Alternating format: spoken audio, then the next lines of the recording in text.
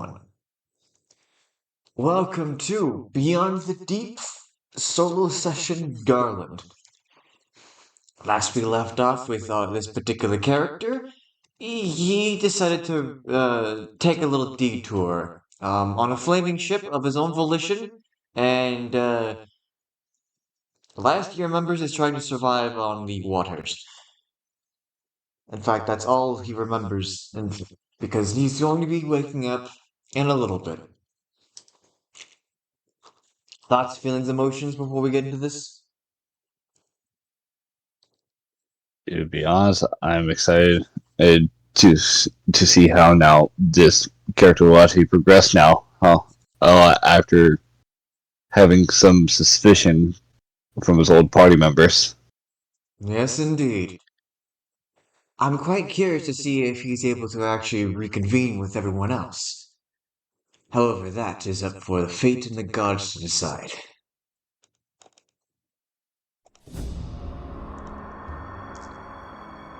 So as you begin to wake up, your head is throbbing, your limbs are sore, and you are in an unfamiliar place up against a cold, unforgiving wall, shackled to it. Ugh.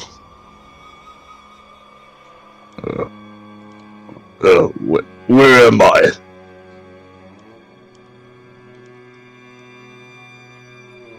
As your eyes adjust to the darkness, you see bars, gray almost everywhere, and there is very, very little light. In fact, the only light is coming off from strange looking candles, if you've ever seen them. Ugh.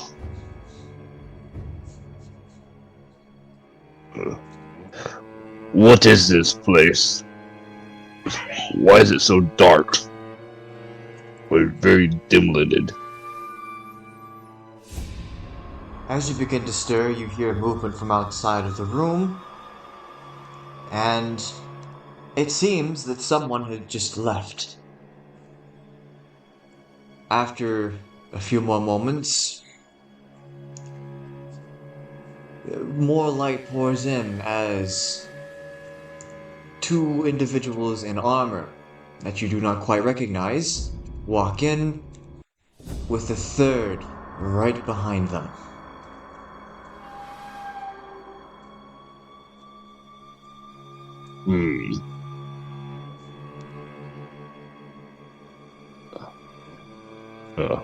Who goes there? As Ground trying to tug on the chains. Here.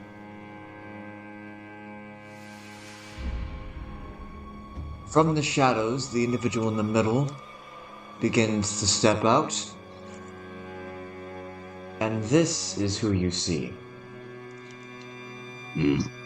I think I need to refresh my roll 20. It's still black for me. Oh, you probably should. Yeah. Should have updated with the dynamic lighting. Never mind. My bad. Let me guess, you had the fog of war on? Do you have visual now? Oh, I got big visual. Oh, wish I had zoomed out too much.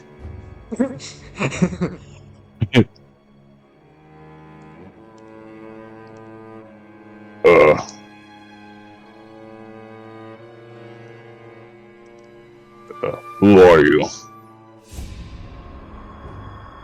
You're a Goliath. As such, you speak common, then. Is that correct? Well, we're speaking right now, aren't we? I've noticed stranger things with other prisoners.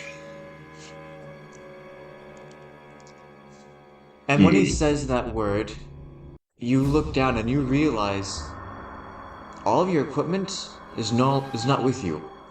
You've been stripped and have left with the bare bones essentials of just clothes.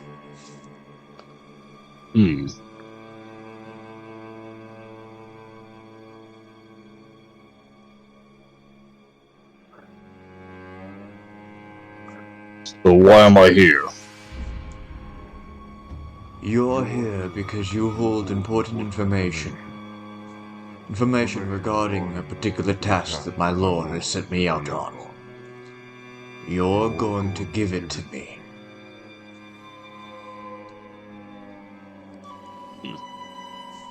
And what information are you looking for?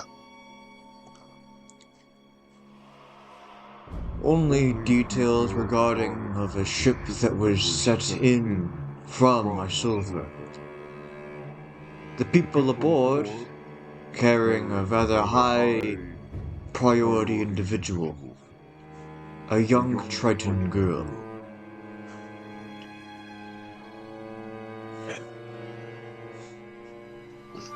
Hmm. So I presume you're after the crown, aren't you? The crown is but a small part, and quite frankly, I see very little need to keep it. My lord is more interested in the girl herself. Hmm.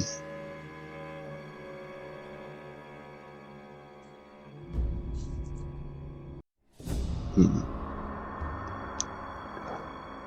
The last I know, ho ho, they're going to some island. I'm confident you know more than you're letting on. Everyone holds a price, whether it be gold, knowledge, or my personal favorite, pain.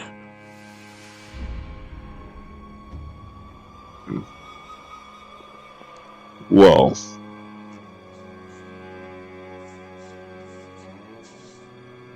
we see here. Yeah, yeah, yeah. I know where they went, and but I can also take you there as well. And how do I not know that you're not working with them?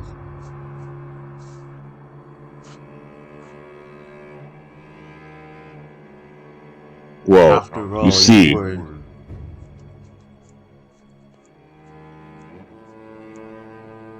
I've caused suspicion of my own teammates. Is that so? Yes.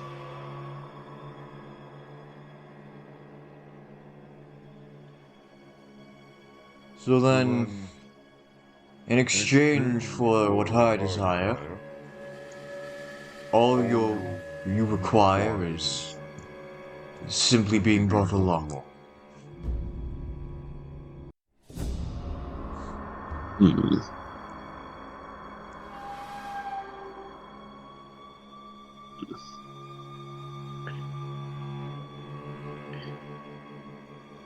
Hmm. You see, I work for two different organizations right now. I could possibly make this a third. Is that so? Yes. I'm rather curious to see where exactly you're taking this. What is it that you desire?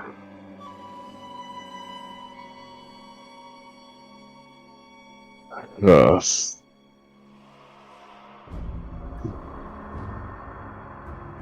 Frankly, just a little bit more power.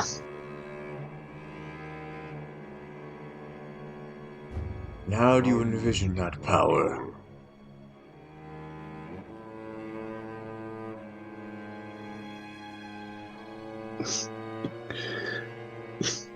Just en- just enough to make a saint deity shook.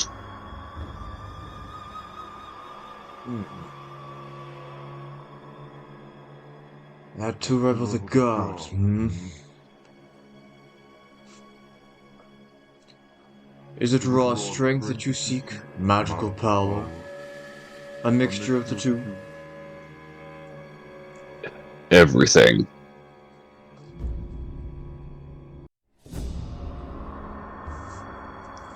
And what can you offer me?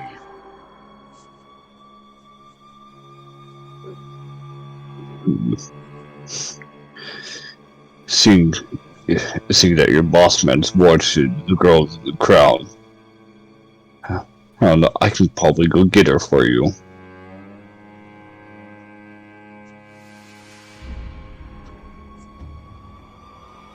That very well may be the case. But I have yet to fully trust you in any matter.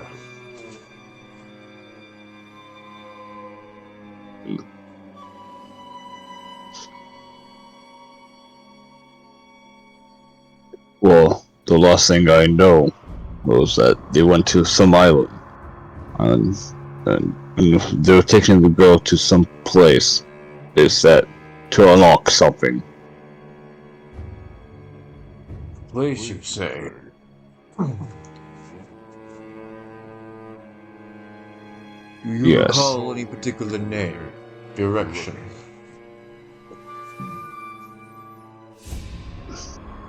That I am unsure.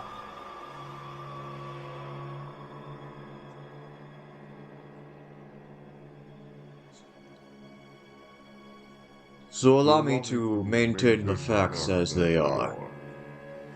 You wish to barter your way into allegiance with my kingdom and my lord through the means of this young girl, in which for compensation you desire strength, any kind. Yes.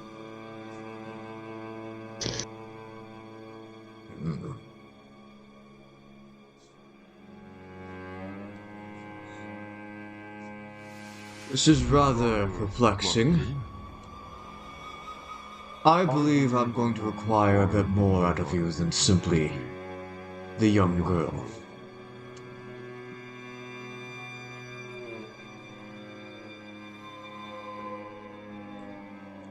For example, I must maintain that you have any legitimate amount of worth beyond your knowledge.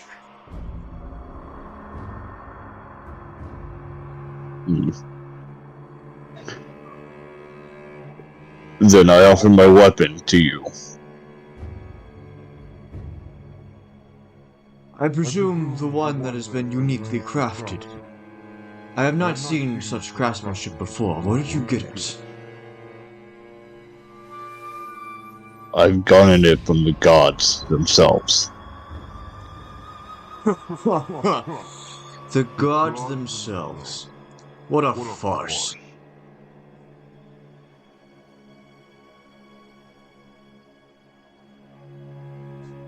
And frankly, I'm not the only one. Only one with magical from gifts from the gods too. If you're interested in them. Is that so? Yes.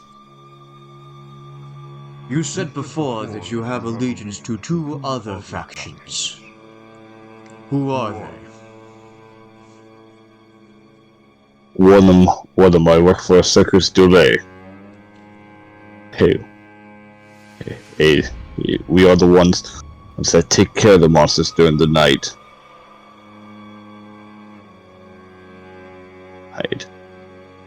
And as for the other one, I work for a mob boss that hunts high rare artifacts.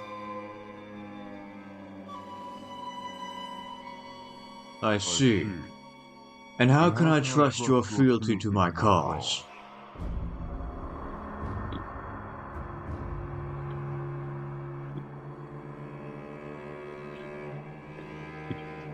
You see, you can trust me.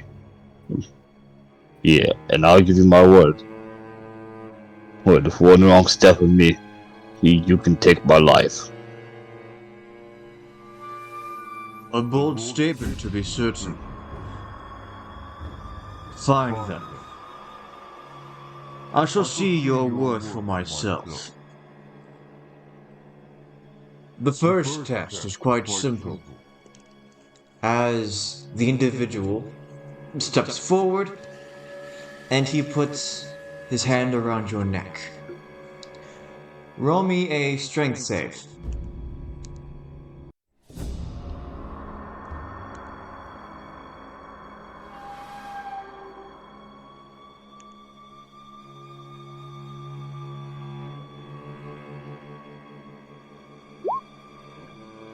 Very nice.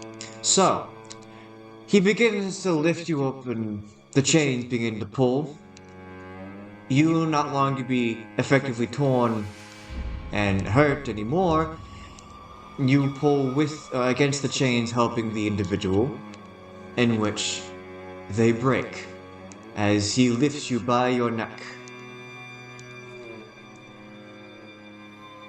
Remember this feeling, my hand around your neck.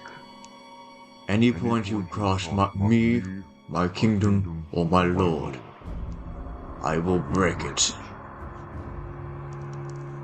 And then he puts you down.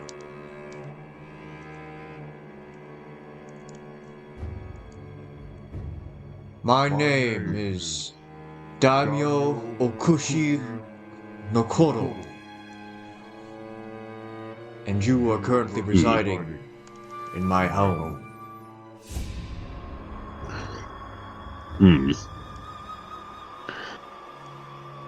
Well, my name's Garland.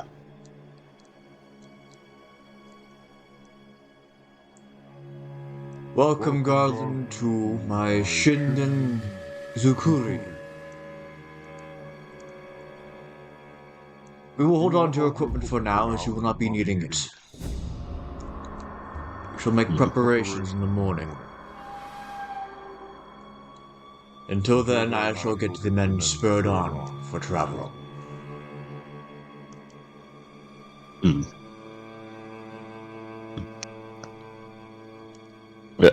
As Garland nods his head crack his neck a bit.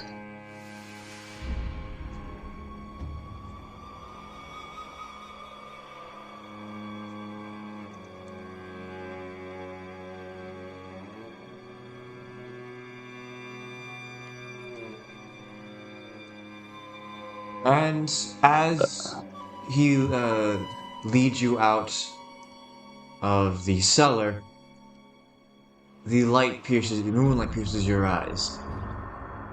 It's in the middle of the night, and he takes his leave.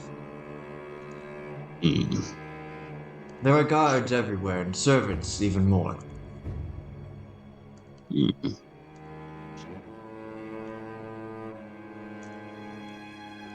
Oh.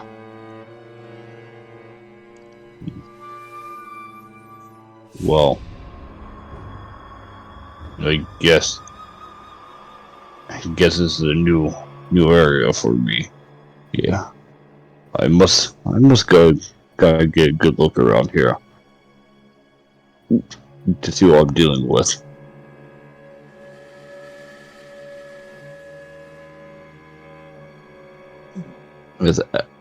As Garland decides to walk around to look around and see if he can find anything to learn about. Okay, alrighty. Probably first starting off with this dragon right here.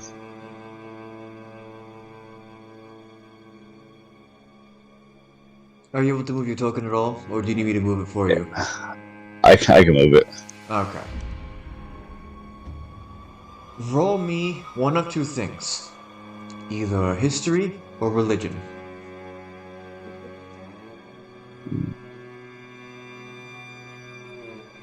Oh, either or, there's still +2 to them. So I'll go roll investigation. 11. 11? Okay.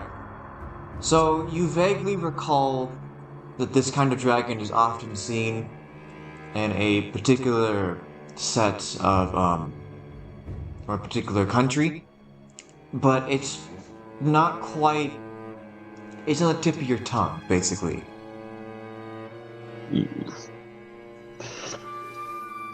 Feels like I've seen this before.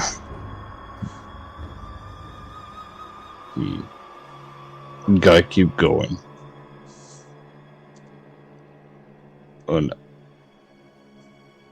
Anything else down this way? Guess Garland will go up these stairs right here.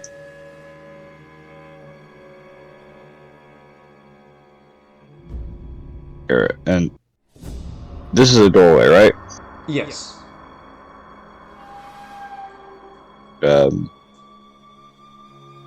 I'm gonna go ahead and enter in and see if I can find anything in here.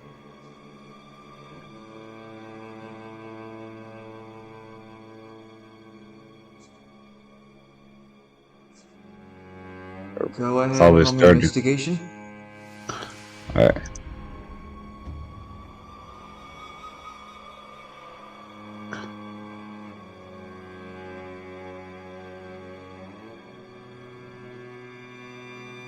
Okay.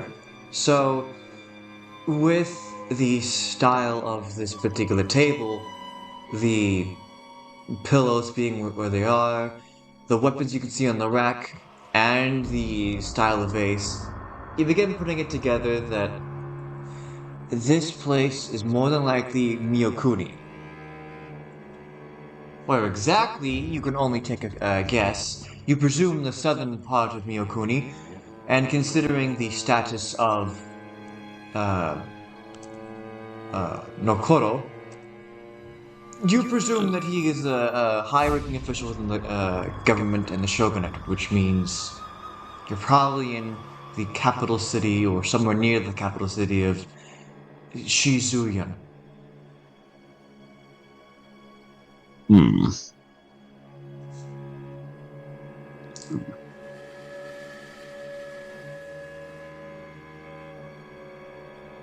One of the servants greets you. However, they do not speak common. Hmm.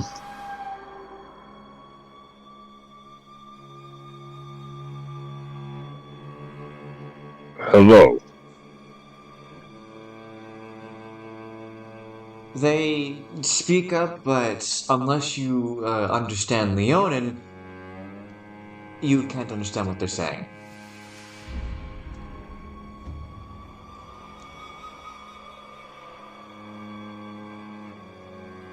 Um, roll me insight.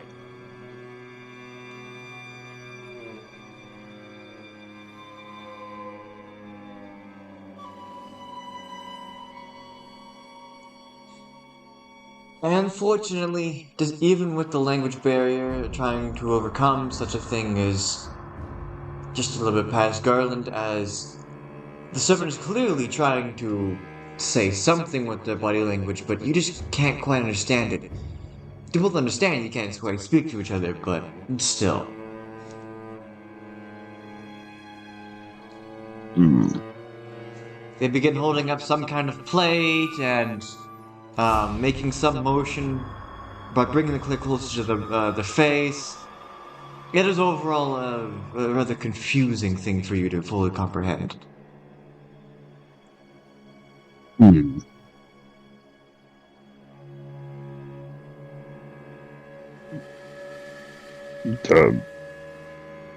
I do not understand.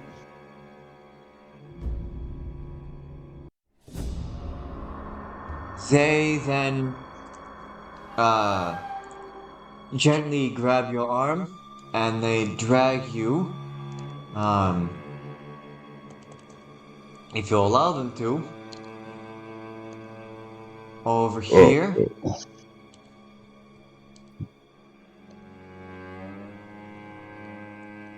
Oh. And then they sit you down on the pillow, open up the door, um, and they clearly gesture to for you to look inside. Roll me an intelligence save. Hmm.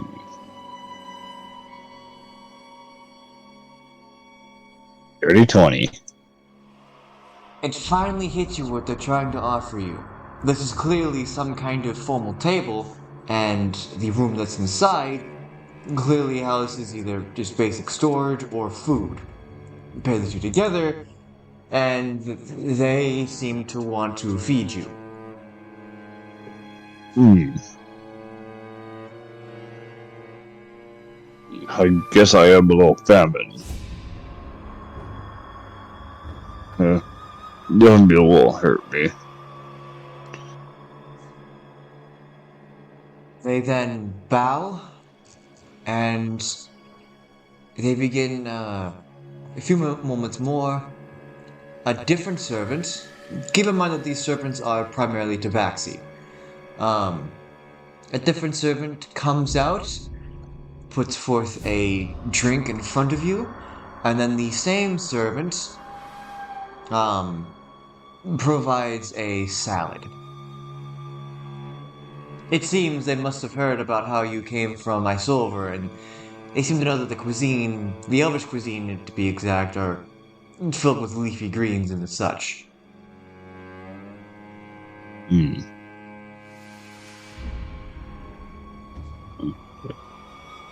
Uh, uh, th- thank you. Well, as Garland nods his head and was about to start eating the meal.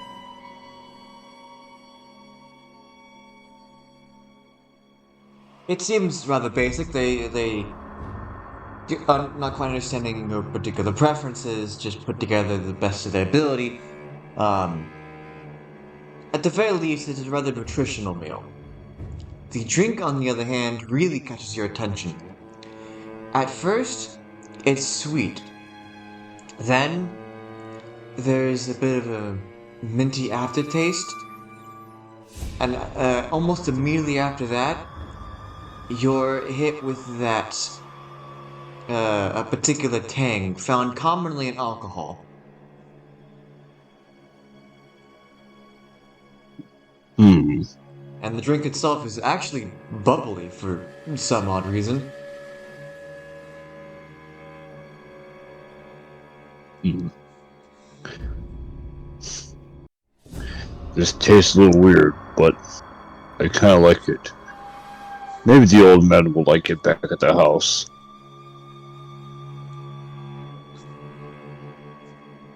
Uh,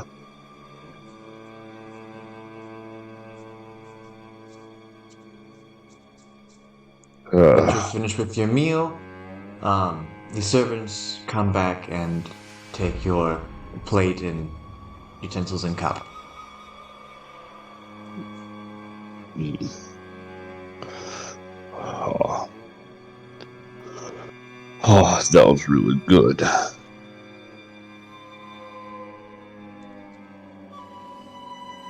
Mm. But I still need to look around and see what else I can find.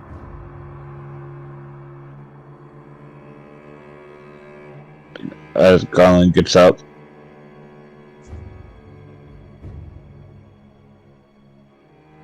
and um, goes over here to the weapons rack.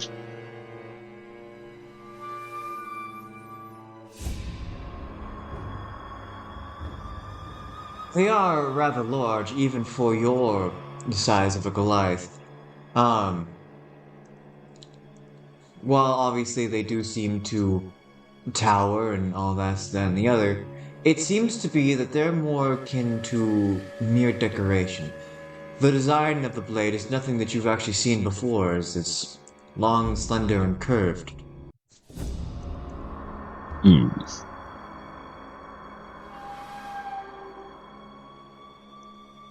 This would probably have been probably good if this was just more than just a decoration. The reach on these things are phenomenal.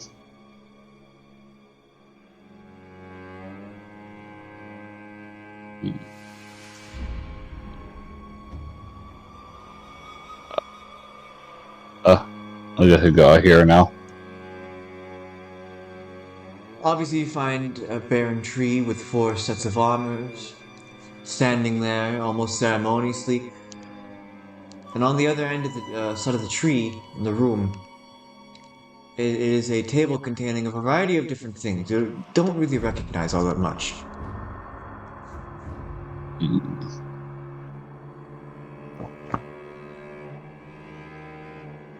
mm,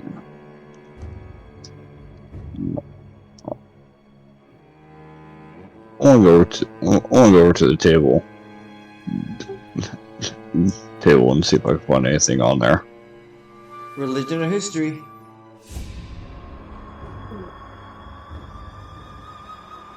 No, I'm gonna try religion this time.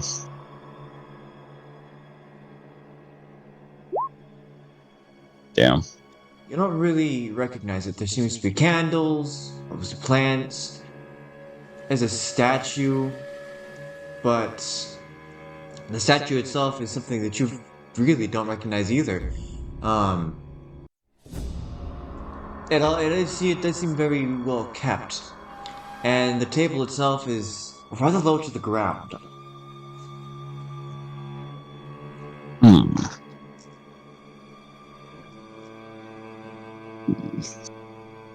Well, I better leave this. Leave this be. If there's anything else. Oh,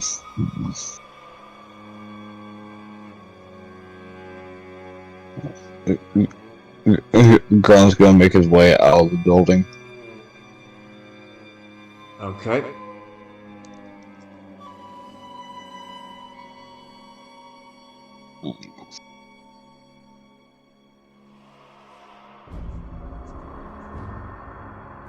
Where next?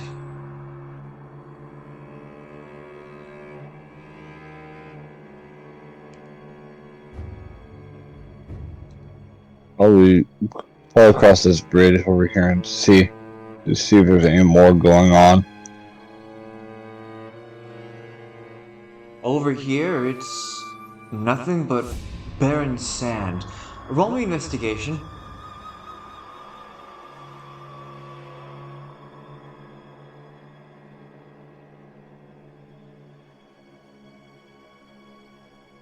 $14. After coming over here, you realize that everything was, at the very least in this particular area, was placed in specific design in mind. The rock and the bonsai tree, etc., etc. And then you look down, and then you realize that there are designs carved into the sand itself. Patterns. The water Oh, extends around almost like a moat with the flowing outwards. oh, shit.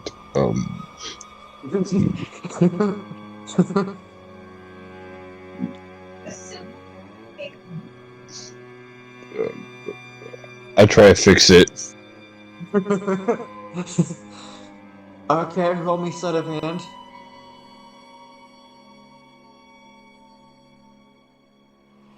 It.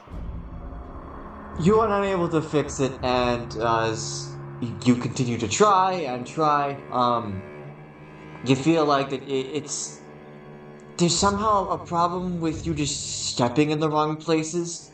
Um, so you just figure like, okay, maybe I won't get in trouble for this if I just pin the blame on someone else.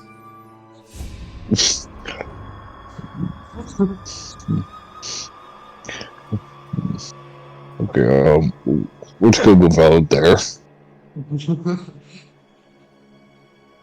For reference, you try to cover up your own footprints as you find um, sandals and use those as substitute footprints to try and cover up your tracks. Maybe,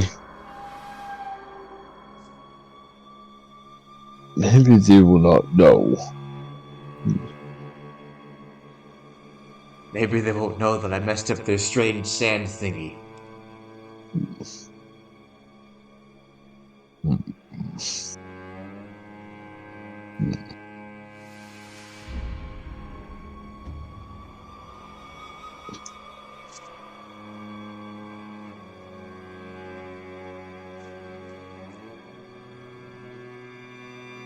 Hmm.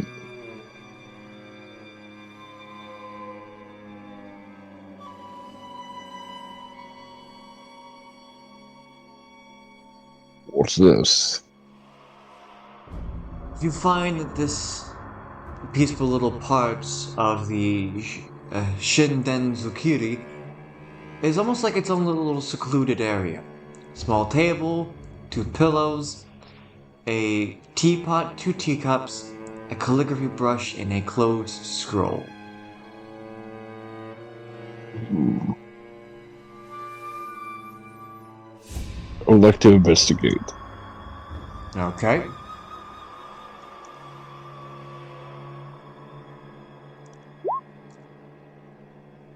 You find that the um normally these kinds of things would be have some kind of inkwell or something like that. The there is no inkwell here. The brush is finely cleaned and well maintained. The closed scroll is tied in a rather unique knot. Um, as far as the the teapot goes, and those, it seems cold. Not it hasn't been used in a little bit.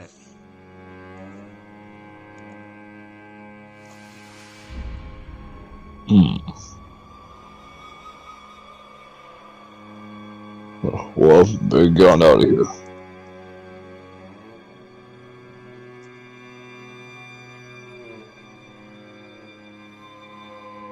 Hmm.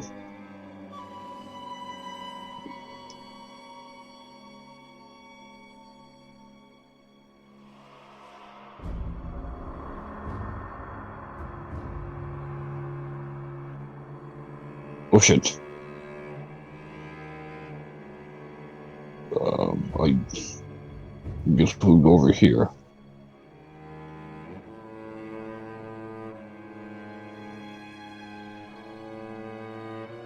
You find a large gong and a mallet that is residing next to it. Hmm. Nothing really interests me here. Hmm. I'll just go back over to the dragon.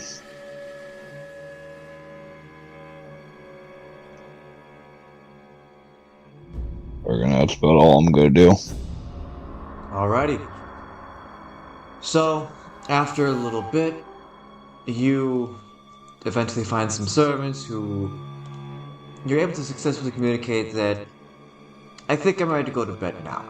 In which they guide you to this room over here.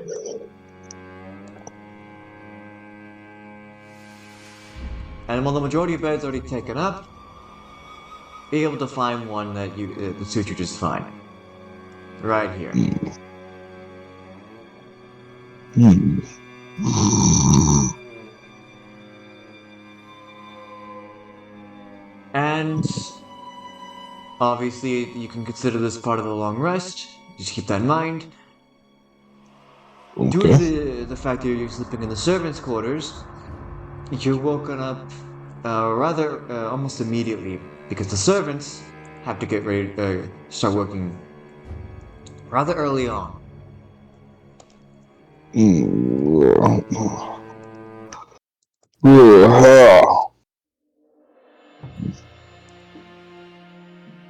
Hmm.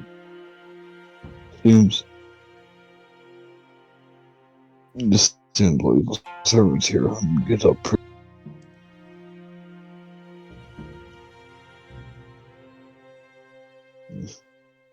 Well, I guess I'll go over to the table again.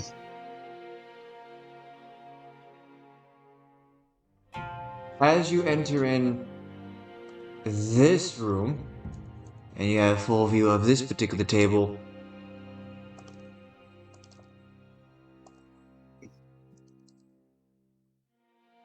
you see uh, Daimyo no Koro enjoying a cup of tea.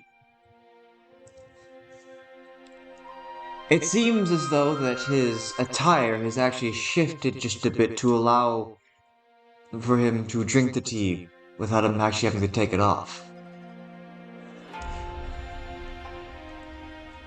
You can either A, Hmm. roll me investigation, or B, roll me arcana.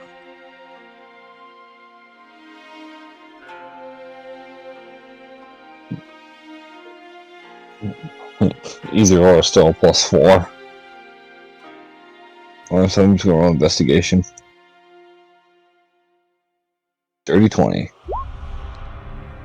You find that the way that he's still in what seems looks to be armor, but how he's unhindered by it in the first place, and the fact that he's now drinking this, seems to denote that there is something more with this particular set of armor than what meets the eye. Hmm.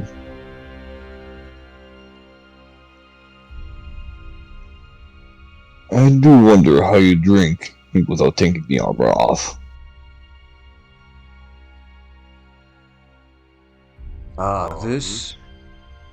This isn't necessarily armor. It's more or less an inherited artifact. Each daimyo gained this, and it tailors itself to their unique tastes and styles. Mine is this Hmm. particular visage.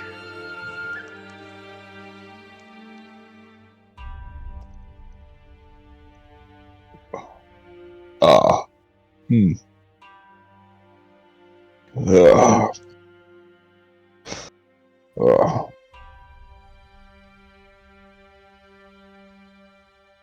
Ah.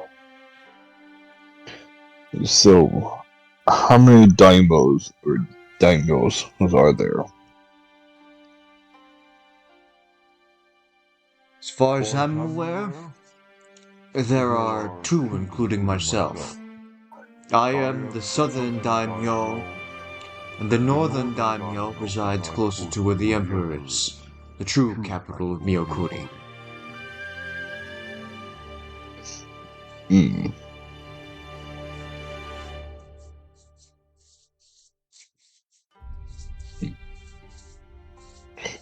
I presume that we'll be going to see the Emperor here soon. No, there is no time. Not to mention the emperor is far, far north. Hmm.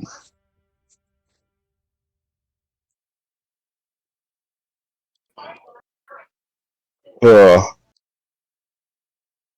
yeah. Come to me when you are ready for your tests. Hmm. Okay. Hmm. As uh, as Garland as Garland heads over here to at least get something in the system.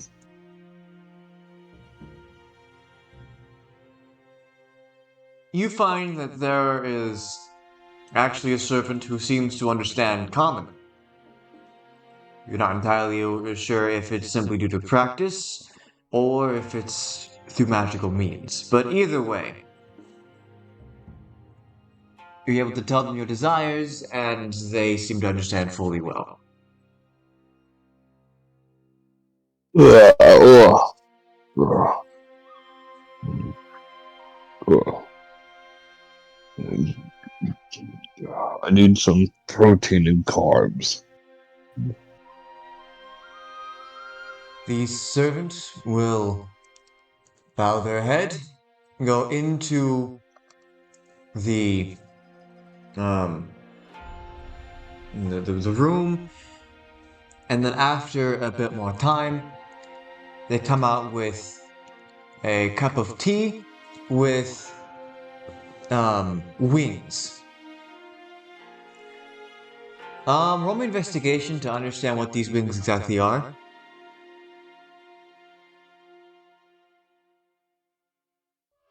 Mm. My first overall investigation. All you can understand that it clearly isn't chicken or duck or any other common, um, I believe the proper term is fowl.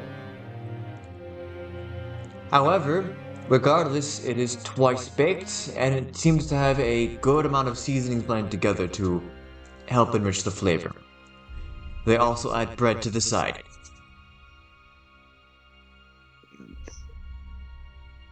Thank you. Well, as he starts eating.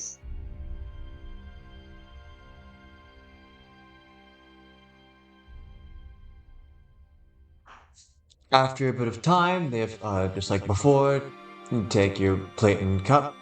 The tea itself seemed extraordinarily bitter, though. Um, Whether or not Garland is into bitter tea, that's up for you to decide. But still. Ugh. Yeah. Ugh. Well, I guess I gotta go get these tests over with. Because I just need to leave something in my system.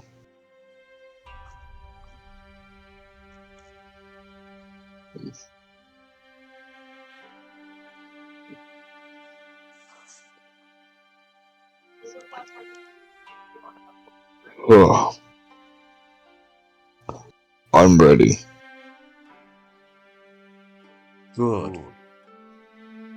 In order to ensure that you will not disclose any particular information, you will be forced to endure a number of painful ordeals. This is to help build your resolve and to ensure that you will be of some use to us.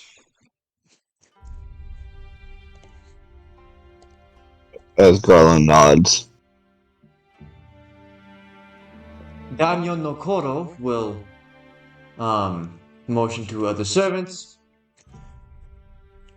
and one of them is dressed in more akin to a shaman's garb, as he motions to you, in which I will just take you both down to the spot.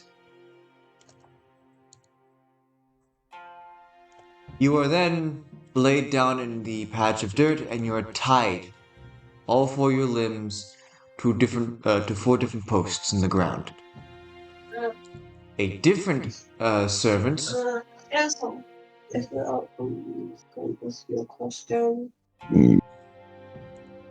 Prayers. me. So you know you don't mind, but it's someone to ask you. Oh. So this is the first test. Yes. It is a common form of torture that you shall see how effective it truly is. Thanks to the advent of magic, it makes this particular form of torture far more quick, swift. Daniel Nokoro will then motion to the other, one of the shamans. Roll me a con save. Con save. That's going to be a 15, sir. Alrighty. That is the second pass. So as you begin waiting, the shaman puts her hand out forward, and you begin to feel something poke your lower back. And it begins to force itself into underneath your skin, and going through and through. It isn't before very long until you have a young bamboo sprout growing through your body.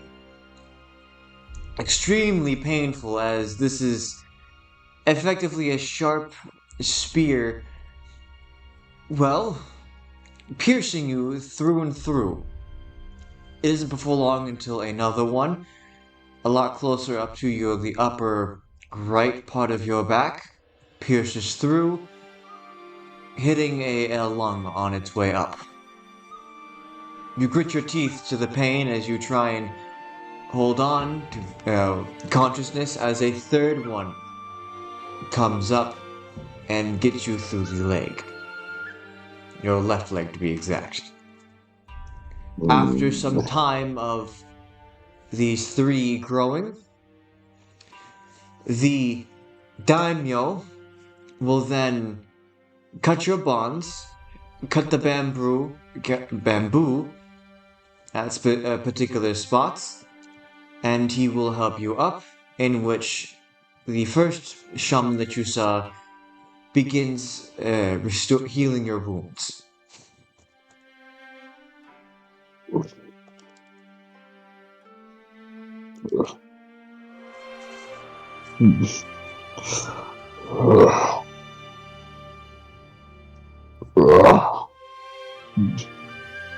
Good. It is a good start, especially when you maintain consciousness. But even better, you did not scream nor yelp.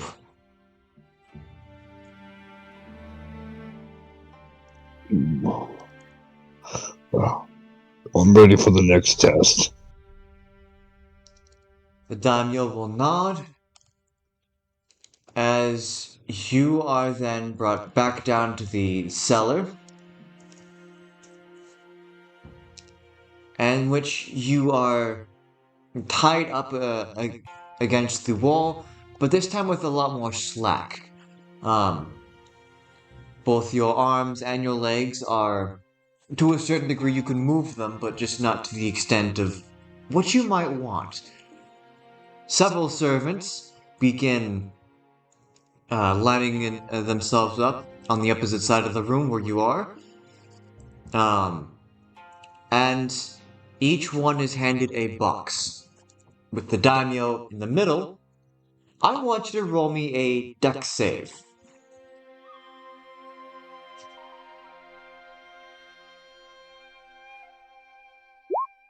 And So, it takes you a brief moment to understand what is actually going on. As they begin throwing knives at you, and you realize that you've been given just enough slack to try and move around, but not to fully escape.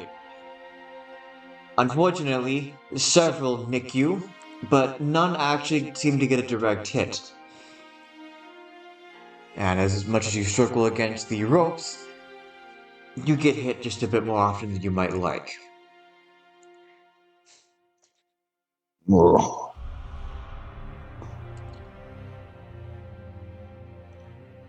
Not entirely satisfactory, but not everyone can be as fast or as nimble as one may hope. yeah, I'm not quite built for agility and nimbleness.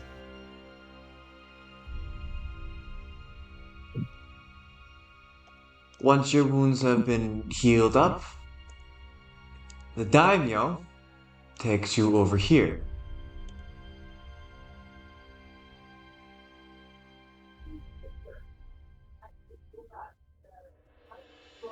Here, there are 4 different spirits, one within each of these sets of armor.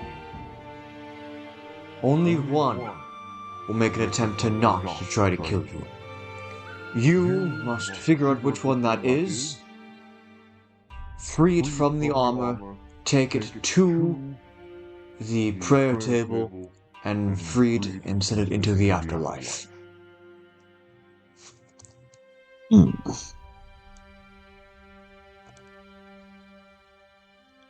I'll put you right here as the Diamond no Koro will stand right there.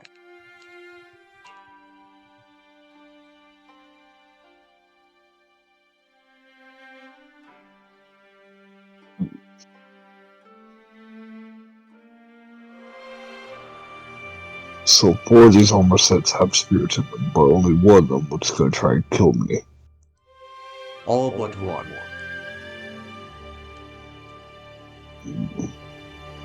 The moment that you try and take any piece of armor or equipment from the armor, the spirit will become attached to you.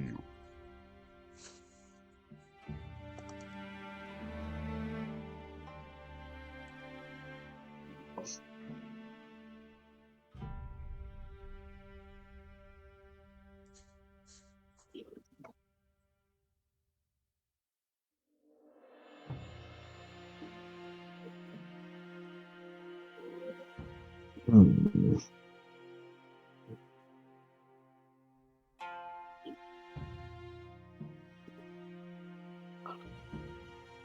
Garland, Garland, Garland reaches his hand out, to touch this armor set.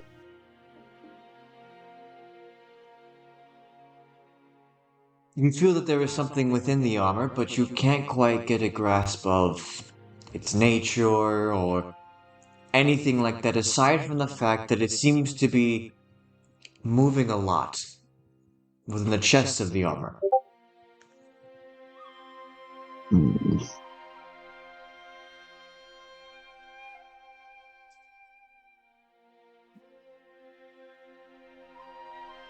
Garland, Garland uses both his hands to touch the helmet.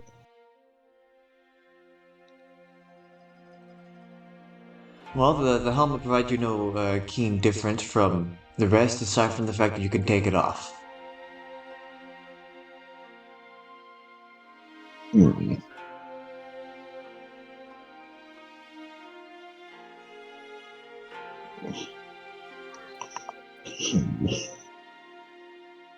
I put it back down on it.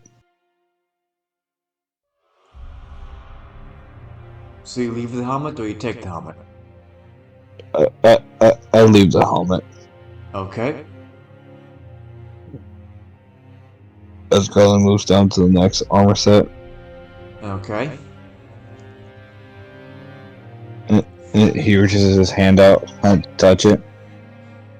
This time you feel the vibrations more specifically within the gauntlets. Hmm.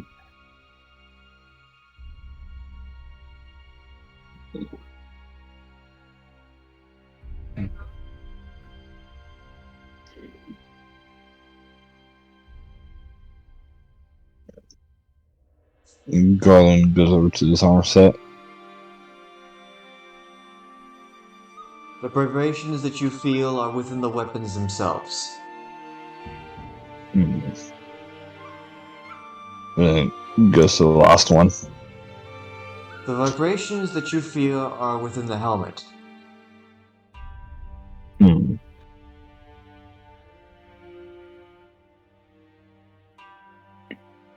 Each of them have different vibrations somewhere.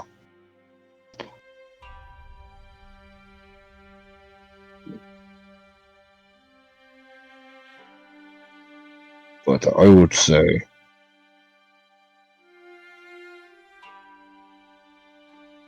this one, as Garland tries to grab the sword. As you grab the sword and you begin pulling it, you realize that it can only be taken out via its sheath. And you realize that it is tied by a rather peculiar knot. Pulling on it, sure, is going to give you the sword, um, but you cannot remove the sheath with the blade, as it is tied in another specific knot to the side itself. Hmm.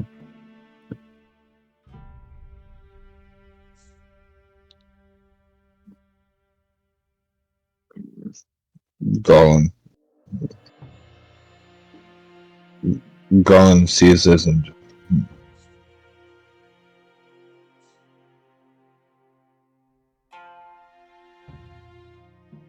may I try these armor on? Go right ahead.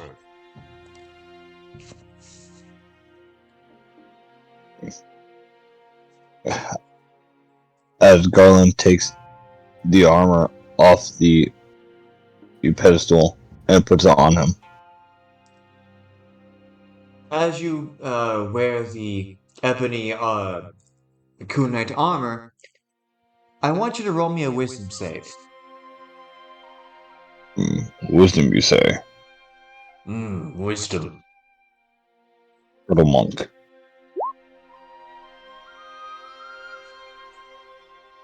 As you take just a brief moment, you find that the spirit residing within the armor, more specifically the weapon, isn't taking very kindly to you, to the point where it's using vicious mockery against you. And let me just check that damage real quick.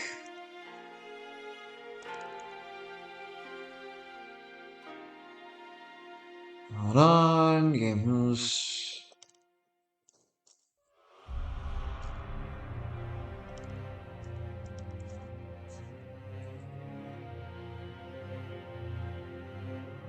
Ah, come on. Let me check. Let me check that damage for you.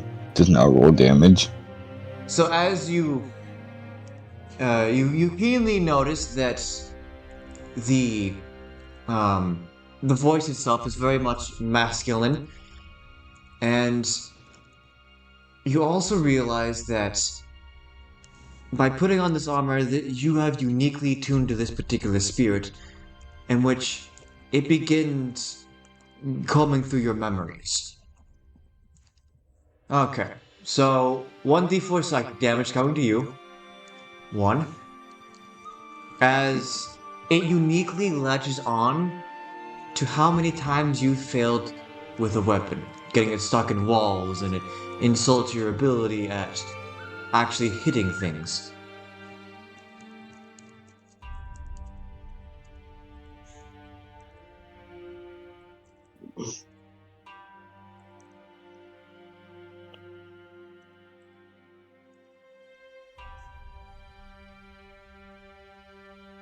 I take more than just one damage.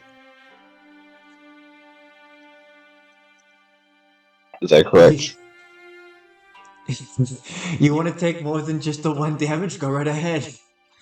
You want me to roll another d4 Well, for you? yes. It's because since calling out the times I've got my sword stuck on walls. That's just the emotional damage coming to head. Yeah. Ugh. I know. I know.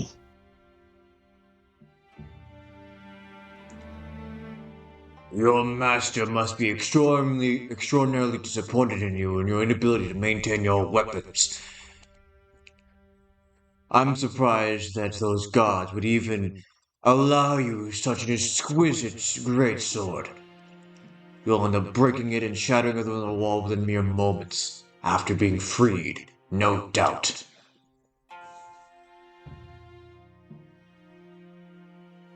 Ugh. Hence the reason why I need more power. Almost as if your body is moving on its own, you begin to move 5 feet in this direction. 5 more feet. Roll me another wisdom save.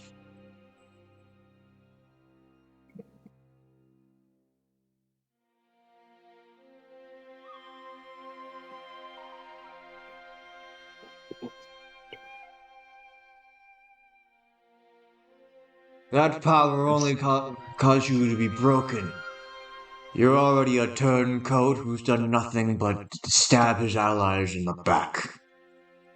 Why should the daimyo or the shogun or even the emperor trust you not to do the same to them? After all their hard work and effort might just get lost in a wall.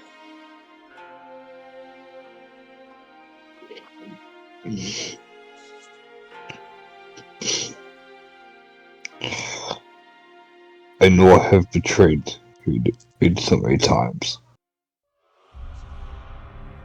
I've said everything. See. But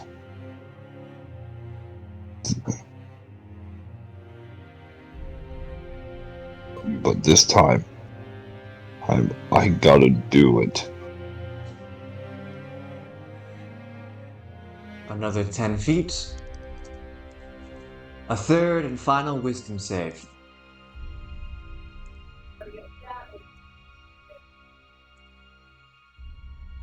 Ah, very nice.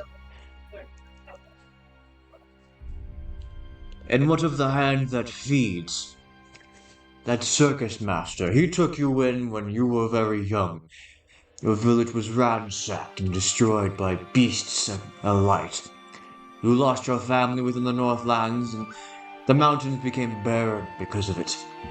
And yet you've done nothing but disappoint him. You've failed him. Your training has been fruitless.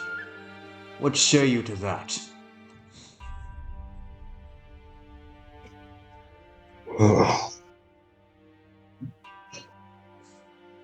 Yes, I know that my village has been ransacked, burned to the ground. And my friends, my family, even though that old man took me in as his own, betrayed me. But again, everything has their own fates. It's everything has to come their own way.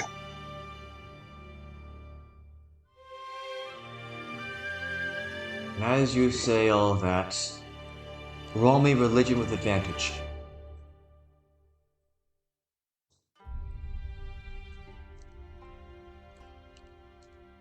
A super advantage. No. Okay. So, as you make it to the um prayer,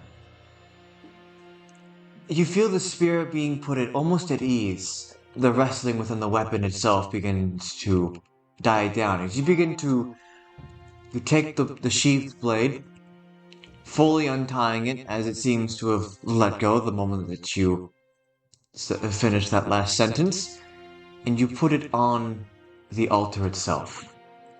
And you begin to pray. Not exactly knowing what it is, but you just feel compelled in a particular direction. And that's when you feel a weight being lifted. Effectively, you went from wearing heavy armor to what feels to be medium armor. And after that weight has been lifted, you pick up the weapon and you slowly draw it, the blade at its full length. And it gleams with a light that is almost irresistible. If your path is to this, then let me say this unto you. Walk it with no doubts. Walk it with your brethren, your family. And walk it with loyalty.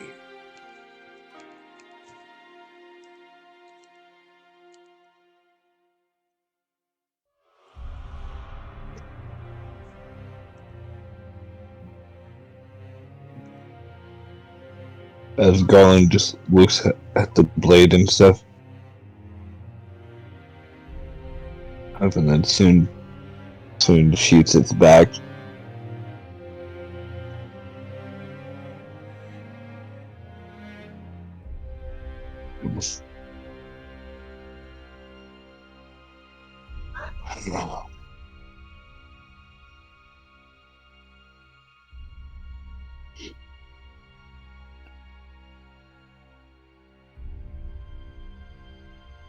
Honestly,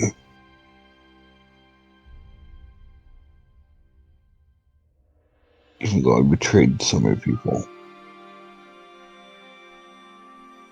it caused suspicion of my own.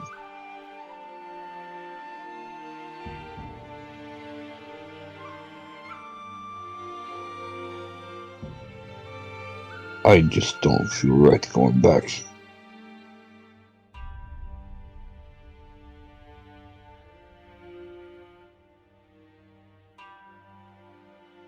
After that has been said, you take a moment more.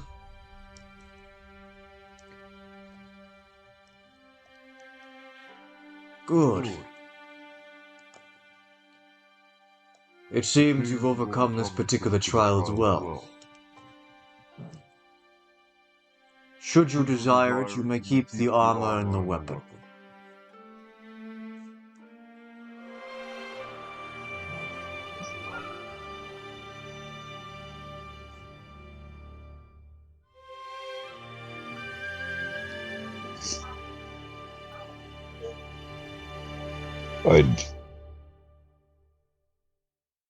I do thank you. But again, I still have to hold on to my end of the deal with you. Yes. Come, there's still more to be had. As Garland follows.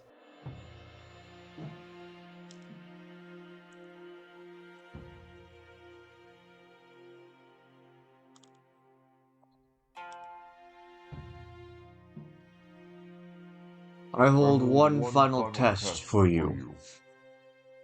Pass this, and we can begin your immediate training, honing your mind and body.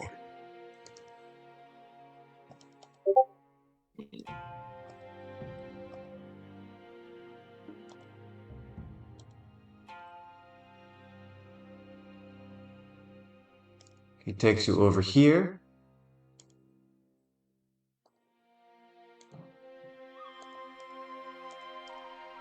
Through here.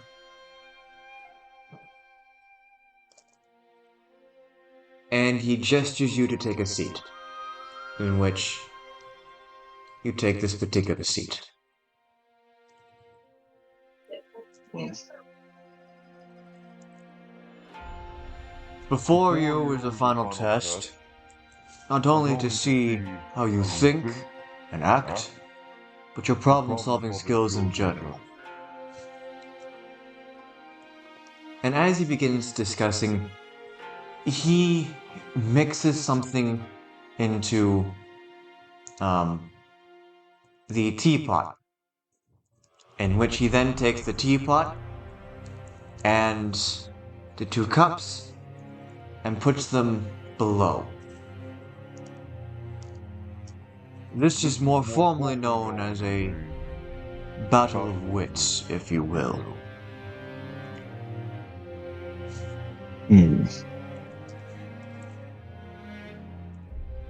And as he brings the teapot back up into view and places it down in between you two, he then places a second teapot on the opposite side. And then, afterwards, there is 1 teacup in front of you and 1 teacup in front of him. Find the poison. You pass if you survive.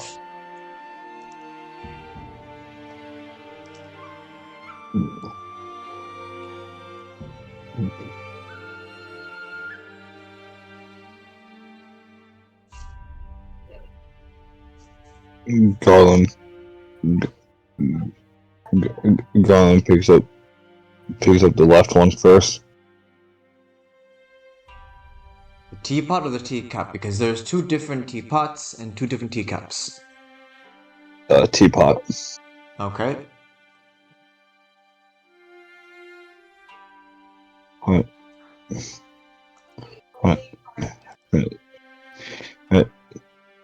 He pours the left one. Into.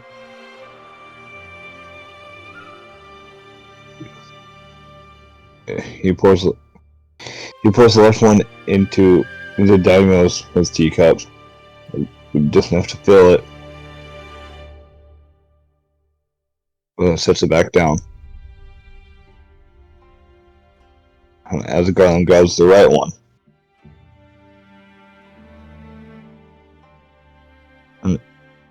And picks it up and fills his teacups. And sets it back down.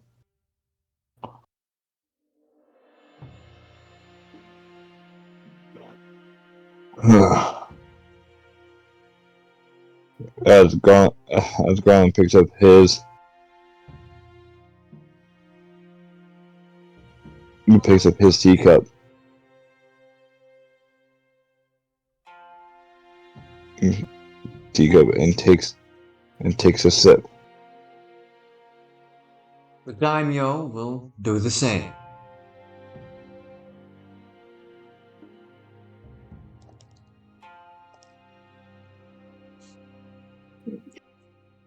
poison in which you are trying to figure out is known as hydrangea, a nasty little substance.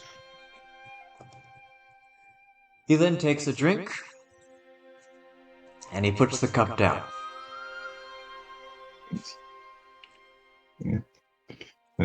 Garland as well. Finish his drink and puts his cup down. The tea is sweet, and you try and figure out which in particular, well, if it was the right choice or not.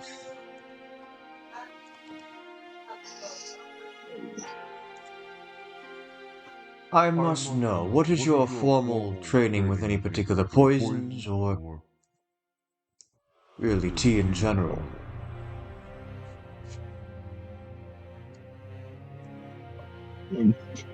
Poison, very little. But tea.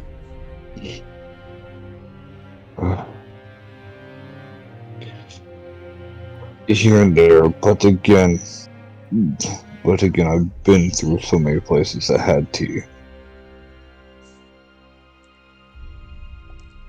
Garland, go ahead and roll me an intelligence save.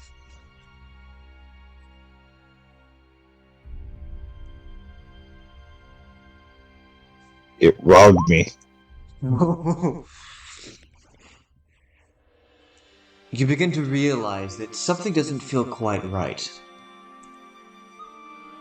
You begin to sweat just a bit more, and your head just feels a small tinge of fog.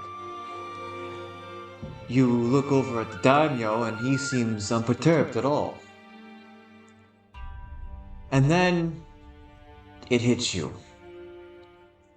Either A, you chose wrong, or B,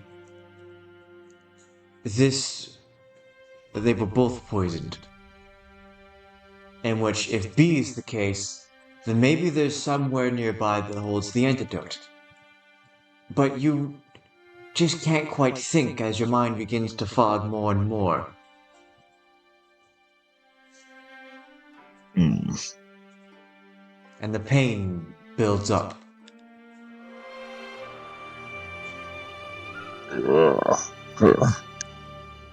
Is something wrong? Did you choose poorly?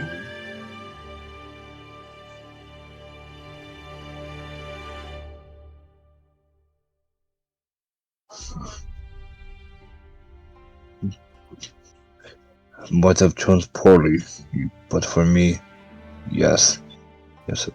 But for somebody that I have to hold the end of the deal to, no. I see. Alrighty. I'll give you this choice. You can go ahead and roll me either A, investigation, or B, a con save. The difference being is that if you fail the investigation, it'll count as a failed death saving throw.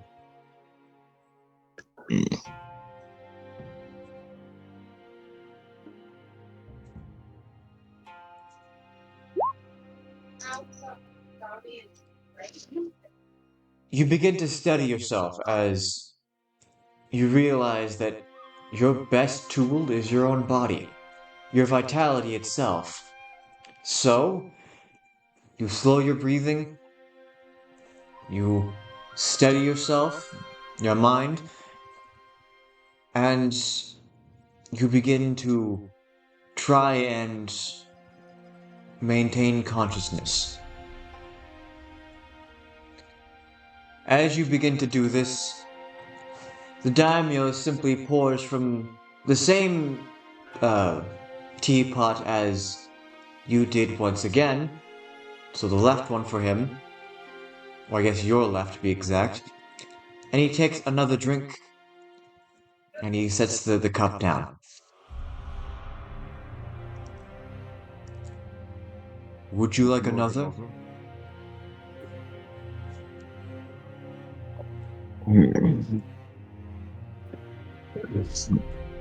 Garland. Gar- Gar- Gar- Garland reaches out for the right one again. And even though I know this is poison, but again, and this is the one I gotta choose.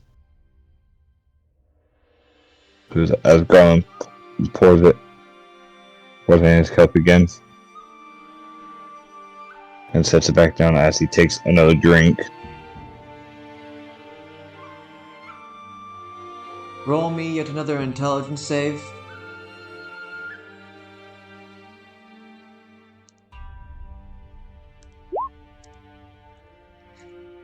This time you realize there must be some reason why he took another drink. If they're indeed both poisoned, then surely he'd be suffering the same effects. So either A, that is the solution, that particular one, or B, he's gained some kind of immunity resistance to the poison, or C, the antidote and poison are within both of them. And you take the presumption that, based off of this, and the fact that there are no effects, that perhaps maybe, well, your best bet is to finish this particular path, as so far your tests have been something similar to that. The bamboo sprouting has shown you to be resilient, while the spirit test has shown you overcoming your own past in an effort to move forward. So, with that being said, you begin keeping pace, drinking more and more of your right tea. The tinge becomes more and more, until finally do you finish it, and there is a sweet aftertaste to it. And after a few more moments, your head begins to clear. The pain begins to cease and subside.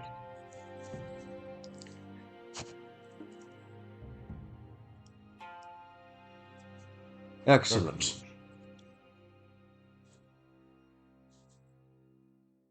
That is the final test from me, to be exact. You performed far well above than what I was expecting for someone with such unique traits.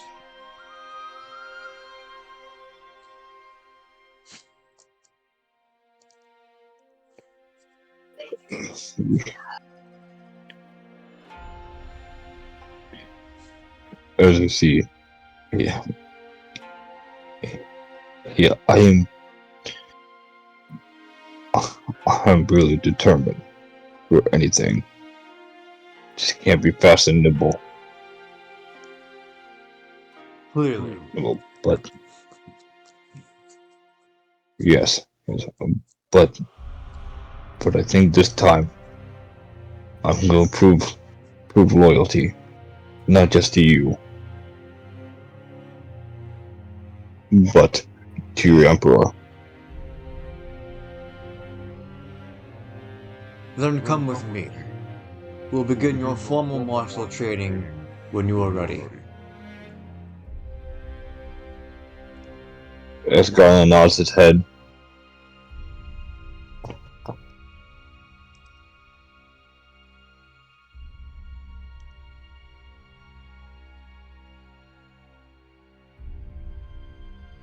Okay.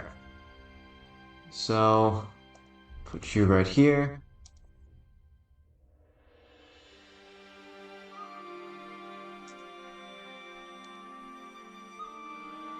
You were then handed a long sword. you want me to add that to my inventory? No, you don't need to. Okay. With life, there is timing and rhythm. As a warrior, one must find this in battle and use it to predict what an opponent may do. By finding this one thing, you can take an opening that the opponent leaves, or make one by disrupting an opponent and make one your own. By striking, and only then will victory be assured. Find the rhythm and use it to strike this bamboo and make it fall with one strike.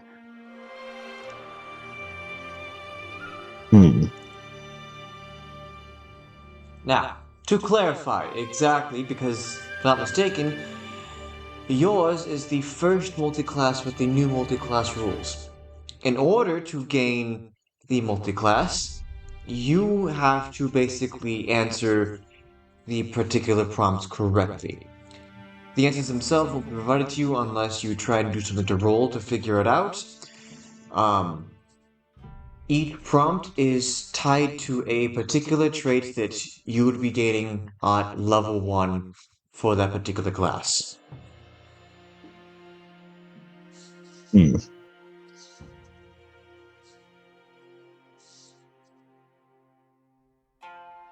Okay.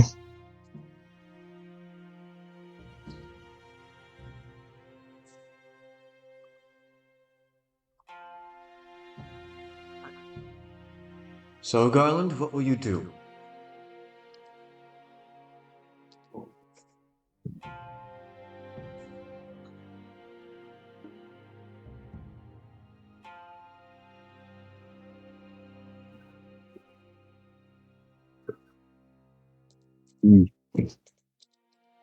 I'm gonna do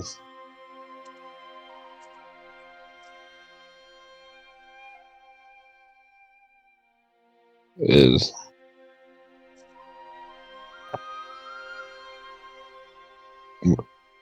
I'm gonna do a quick strike. A quick strike? Yes. You find that when you hit the bamboo, that the blade itself is dull.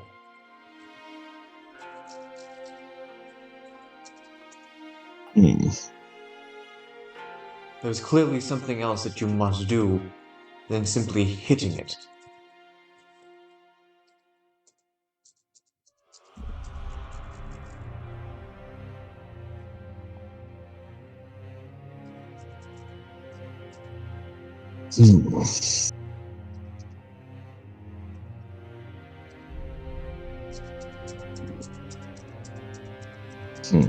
Blade is dull.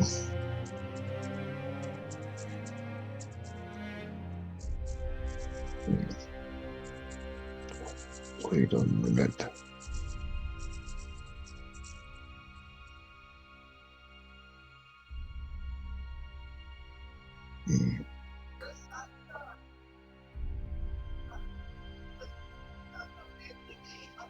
Do keep in mind that if you make any attempt to roll a particular skill check to try and figure it out, you have to describe to me, or explain to me how that would work, if it isn't already obvious, and then you have to say, alright, I choose that particular option or that option.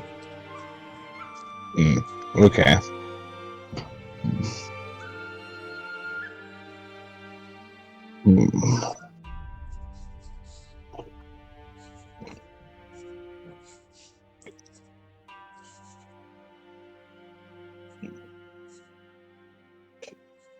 You know what?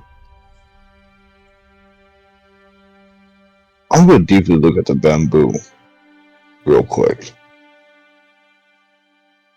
Okay. Investigation. Alrighty. And getting no roll, no advantage. Yes, of course, no advantage. So, 3. as your eyes are specifically onto the bamboo, you take note of where it is slender, where you've struck it before, but then there's something else that comes into your mind. The noises outside. As your vision narrows in, you realize that perhaps one of these things can be used to enhance your strike. And I will. What is it? Copy.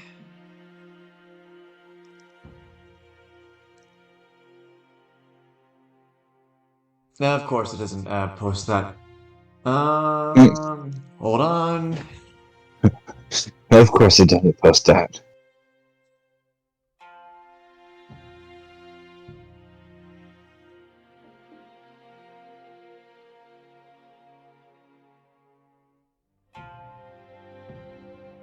So then, your options are listen to the shishi odoshi, listen to the birds chirp and the wind blow, listen to the workers' movements, or listen to the water.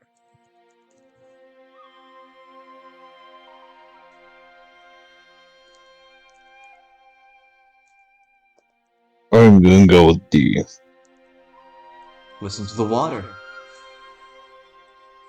You find that as you make an attempt to hone in on the sound of the water running, there is something strange going on. The other sounds, they seem to overlap with the movement of the water itself. And not to mention, there isn't necessarily a waterfall, so the water isn't moving as swiftly as it might be, or should be. It's not a burbling creek, instead, it's more of a slow moving, meandering kind of flow.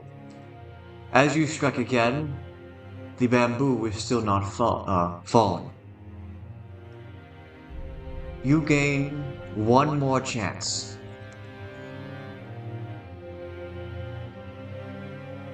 Hmm.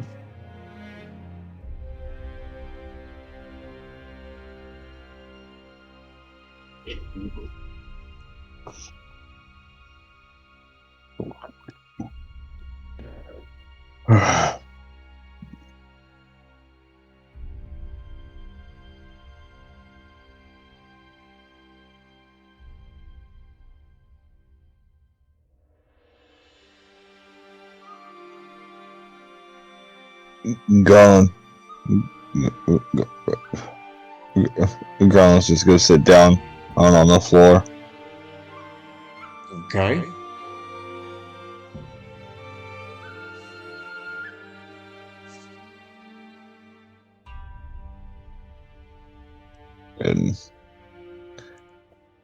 and place his hand on the ground on to feel. So it's going to be either a nature check or a survival check. Let's go with survival.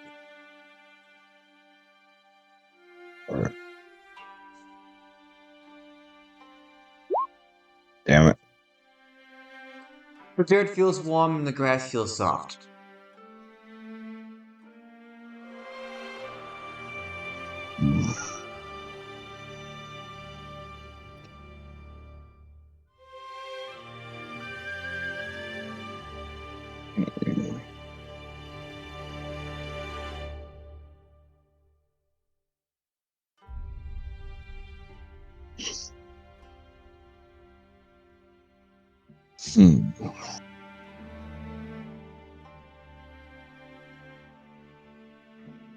As Garland stands back up again.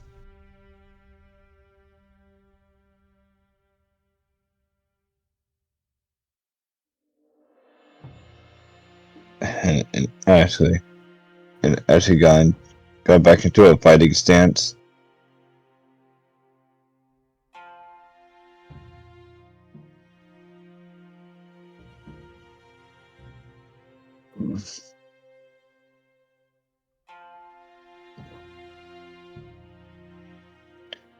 As Garland's actually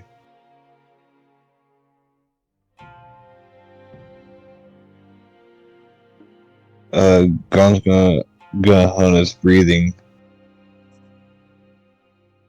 and Okay. stuff along with everything else he'd learned, so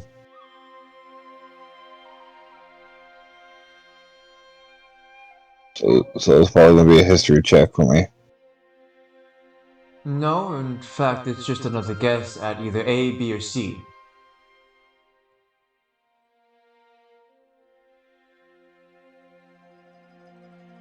He's gonna do A. Alrighty. So as you begin to steady your breath, you hear the sound of hollow wood hitting against stone and letting loose water. Specifically, this over here. While you, as Garland, don't know, this is a shishi odoshi, effectively meant to scare off animals and the like. The noise that it makes is rather loud, but it's consistent. And you tune you take deep breaths to make it so that way when you inhale and exhale, it is on the timing of the shishi odoshi, in which then you strike at a new spot and the bamboo falls.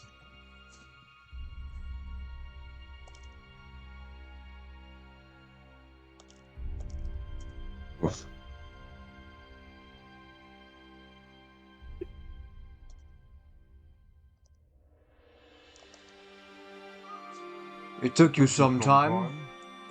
I would anticipate that you must practice with this particular technique, focusing on your own breathing and the area around you. You won't get such luxuries in battle so easily. Mm. Daimyon no Koro will take the dulled sword, and he will take you again to this room over here. Oh shit. I zoomed out too much. Not again. In this room, there is a solution, a key to a riddle, if you will. Before you lies the path that you must walk. And specifically, as you look around, you turn back to him. If you are to stand tall and proud, then you must not be felled by your enemy's hand. And before I can teach you how to attain this, you must first understand what that is. So tell me, what will truly keep you tall and proud?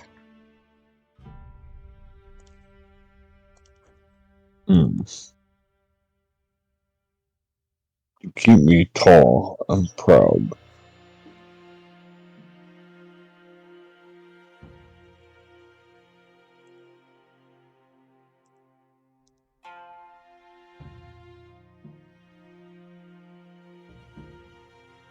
Frankly, this riddle has so many answers. So this comes down to personal preference. So to keep me moving forward is to hone my mind and everything else. Also, to keep moving forward.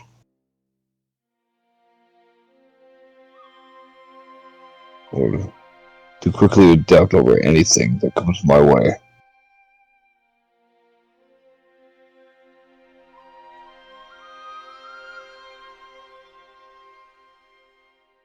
Would you like to roll to see if you can understand the multiple choice answers to this? I would like to roll. What are you gonna roll?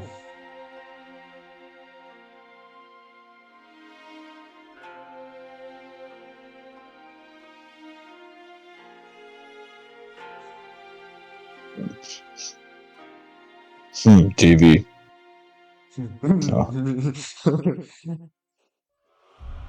No. I guess Arcana. Okay.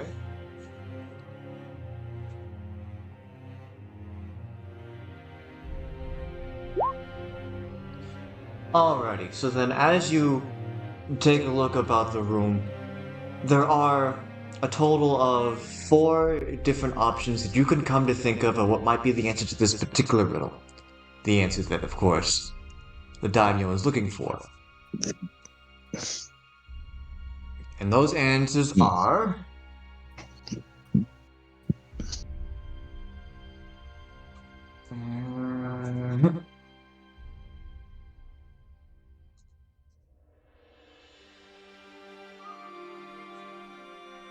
armor, the barren cherry blossom tree, the prayer table, and the man in front of you.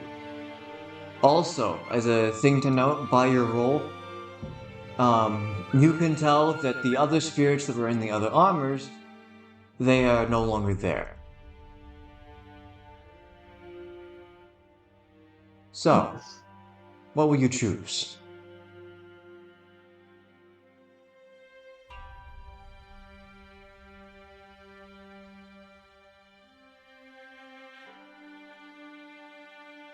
I choose B.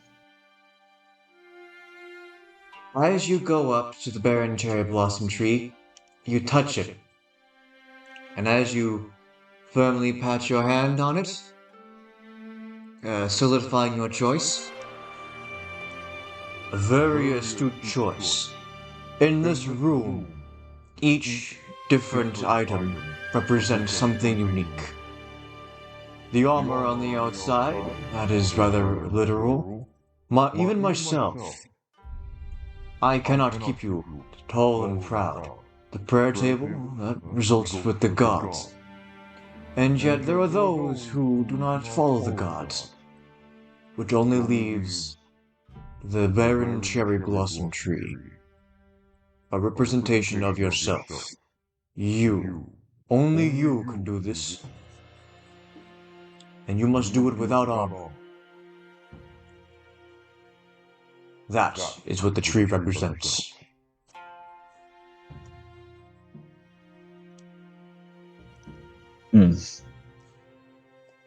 And after stating all of that, he begins to properly train you in this. More specifically, he ties you up, makes sure that you're not wearing anything aside from your, basic loincloth and all that kind of stuff. And then he starts beating you in particular areas. First with his bare fists, then with a whip.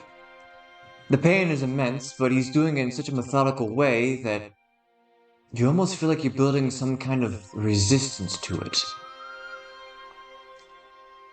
When it is all said and done, you feel that your skin itself has hardened even more than normal. More than what the Goliath would usually hold. And you are then given back your clothing, and of course, taken down, in which the daimyo guides you to your last test.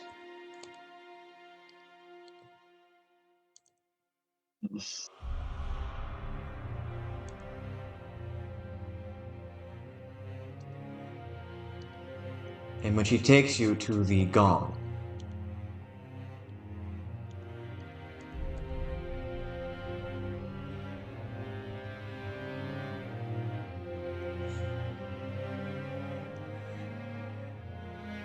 Now then, the mallet to the side.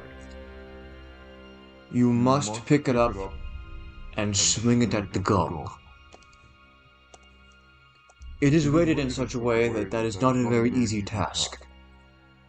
The mallet in question is lying in front of the gong on its side.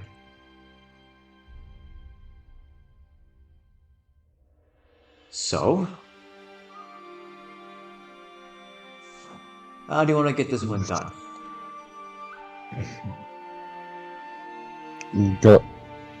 Garland walks over and picks up the mallet.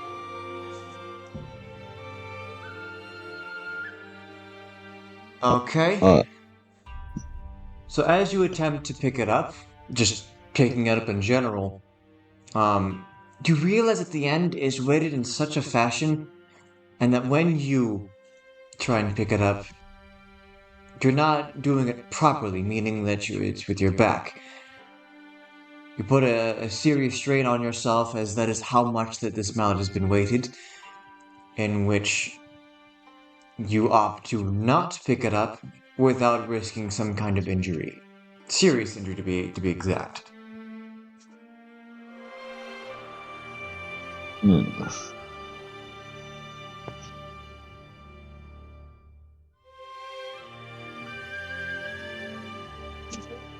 I squat down. Okay. So as you lower your entire body to pick it up, you lift with your legs and nothing else. Your arms are as rigid as well, someone with extreme strength. Your legs are like tree trunks as you lift it, and lo and behold, you do indeed lift it up, bring it forward, and you swing. And the moment that the mount hits the gong, it feels lighter.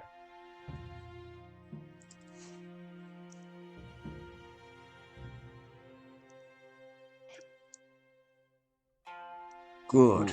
Good. Now that you know the proper positioning in order to begin lifting, we'll have you do more formal training in that means.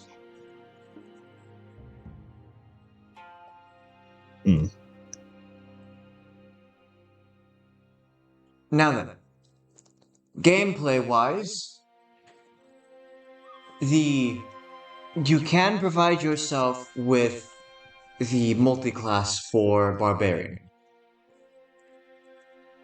You will have to get past a difficulty modifier when it comes to trying a DC in order to use your rage effectively for the first couple of times. Although in your particular case, it isn't so much as rage as it is focus. Regardless if you succeed or fail, the DC will decrease proportionately to each attempt or whatever. And when it gets to a certain point, and I will let you know, you will have full control over your focus. Gameplay wise, this function is the same thing as rage, it's just, labeled differently. And Okay. as far as the third prompt was, that one in particular was specific to strength saves. Because you try to use your back and just lifting it up, and normally same thing, it's gonna be a slightly higher DC for the first few times that you do any particular strength saving throws. However, the thing that you get immediately would be the unarmored defense. Now then, with that, I do have plenty more for you to play and enjoy, and I understand we have plenty more time. Why don't we take a small break as we're getting to the 2-hour mark? Okay. As you finish up your training, you are directed out through here. You both pass to the bridge, and that is when the daimyo notices that someone with sandals may have actually come through his little Zen garden. He is rather perplexed, and he turns to you. Did you do anything at all like this?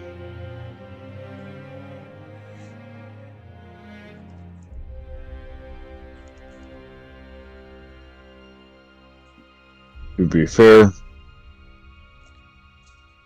it was late dark last night. But I took time to walk around and stuff, and I accidentally walked in this.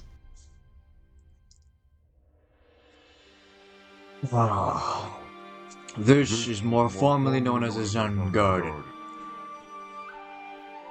To most, it looks barren, but the pride is within the details. I shall have someone fix it soon. Until then, as he directs you to, around, and there is a path of stones that you can walk upon to get to the center of the Zen Garden. I formally recognize your abilities and your resolve. You are hereby granted the right of being within the Kunite Shogunate as a soldier. Henceforth, you will be a mere soldier, and we shall discuss further what path you shall take directly to aid the Shogun and the Emperor. Now then, accept this ring. As he pulls out a small, a metal band, and he grabs your hand and basically forces it on your finger. This is known as a band of loyalty. If by any means you take it off before anyone from myself or any higher ranking officials allow you to take it off, you will die. You have yet to fully earn my trust, and therefore you have yet to fully win your way inside the Kunite Empire. But, still,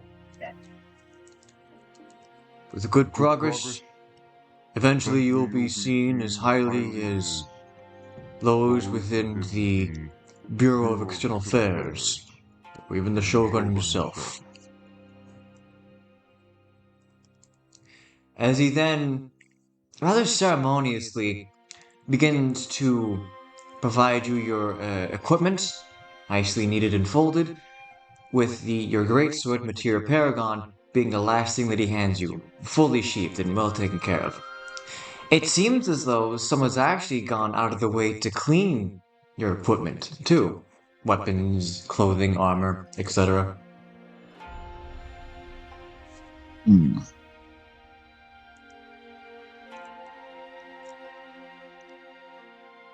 Prepare to move within an hour.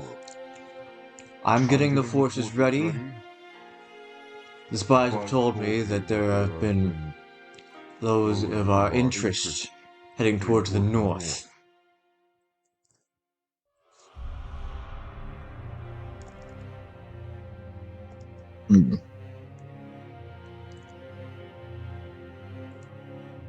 Our first stop will be the city of Hanokoro.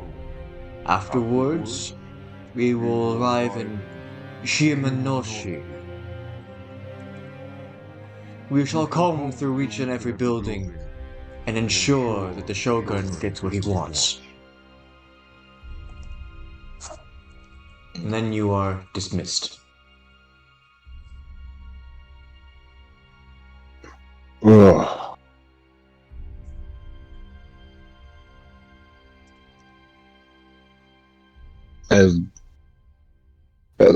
As grown stretches a bit.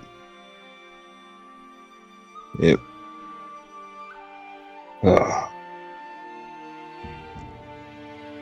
It went from working for a circus to now working for the Emperor.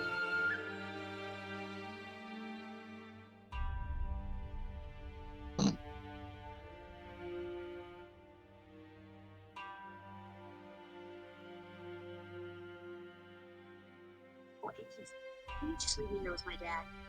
Sure. You know you're the only one in the call, right? So I can hear you in the background watching videos.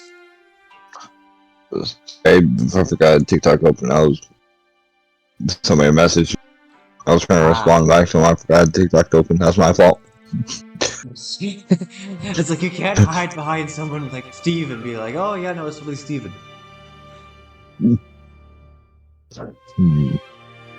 Well, I better make preparations and get ready. As he does so.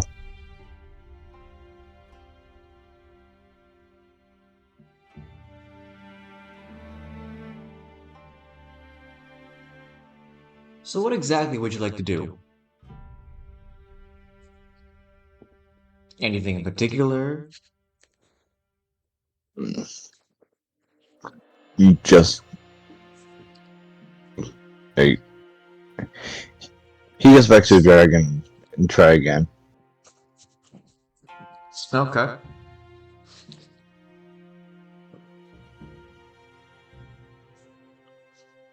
So either history or religion, right?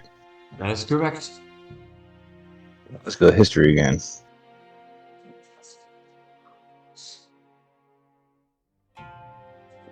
Nat 20. Very, very nice. So, this particular dragon, as I've stated before, is often seen within Miyokuni. There have been particular or similar like-minded statues found in Arbor Divina, but its origin is directly within Miyokuni. The Emperor is known to be greatly intertwined with the dragon bloodline. In fact, the current Emperor is a dragonborn. This particular dragon is, yes, it is a Eastern style dragon. The fact that it's coiling around the rock is to symbolize defending, and its position is specific to facing the south, i.e., with how the building has been created, a south would be the entrance for this particular building. And as far as how highly regarded the dragons are, the only creatures that are regarded as higher than dragons would be the god of the land, a deity known as Tsuchigumo. However, the dragons seem to have come from the sky and not the ground, and as such, oftentimes are depicted as either A, rivaling each other, or B, being hand in hand.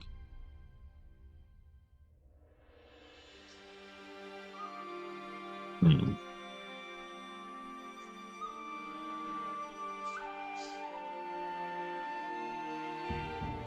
gonna try on religion. Okay.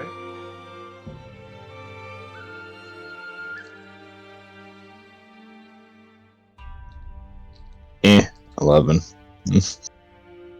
You get an understanding that these dragons, at the very least these statues, are often placed in areas of high importance to the government and its officials, as effectively they are deemed as the Dragon Guard, is another name for the soldiery and other government officials. As outside of that, the main worship resides with Tsuchigumo.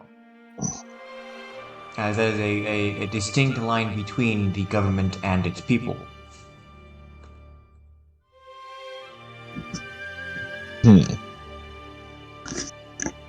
Alright. Alright.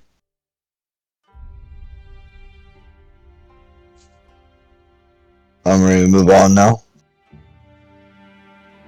So as you begin to head out, the daimyo finds you.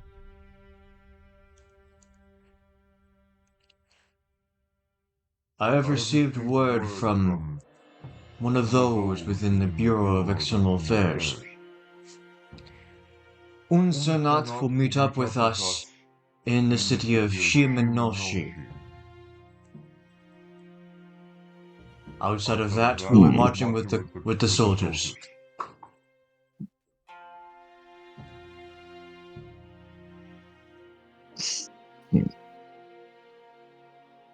Okay.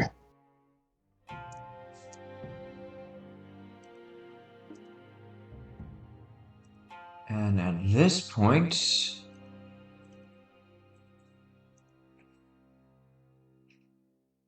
he then provides a map, and this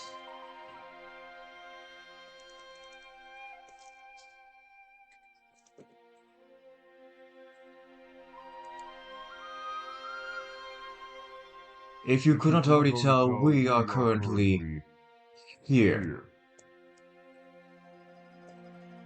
Hmm. Here. Our goal is to travel just around the capital, up to Hanokoron's temple, and then reach here. I have reports to believe that those with the young girl are trying to make it to Kiyomisuko. However, I've also received reports that there's two of them. Do you have any knowledge on which one might be the case? Hmm.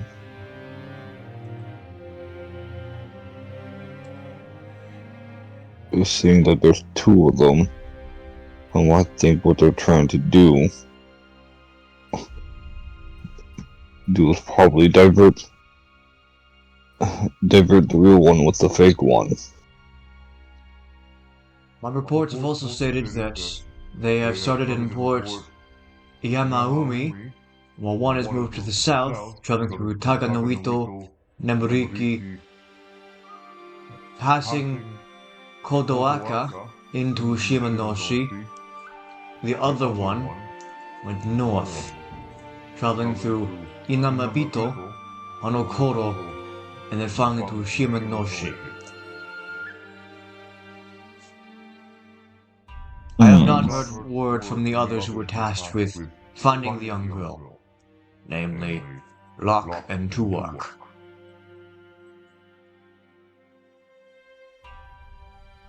Hmm.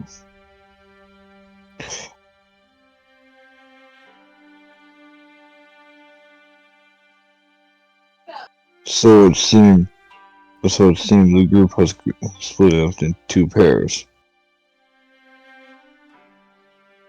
Considering that our goal is but one child, it is very clear that one is in a diversion, while the other is not.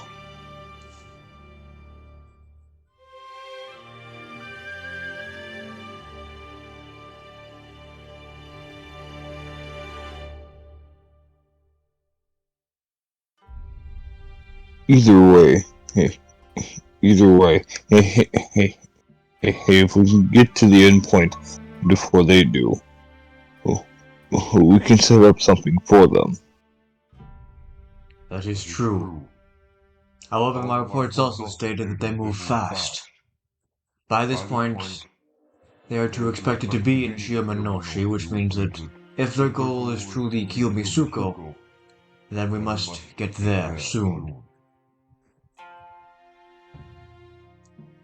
Yes. That means we have to make haste twice as fast. If I'm not mistaken, their ship arrived yesterday evening, and they made the majority of the travel through the night. Hmm.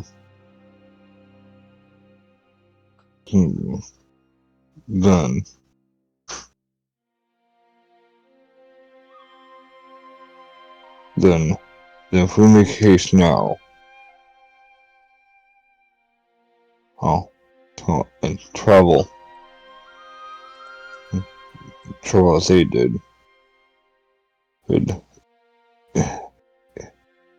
will most likely you beat them there first, or just get there at the same time as them.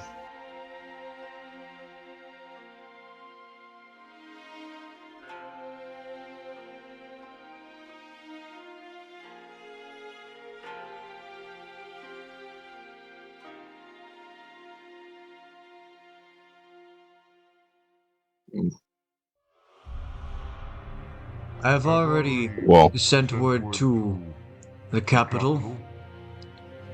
Lord Daikino Tamashi has authorized the use of the Navy. Ships are headed there as we speak now in an attempt to cut them off. hmm.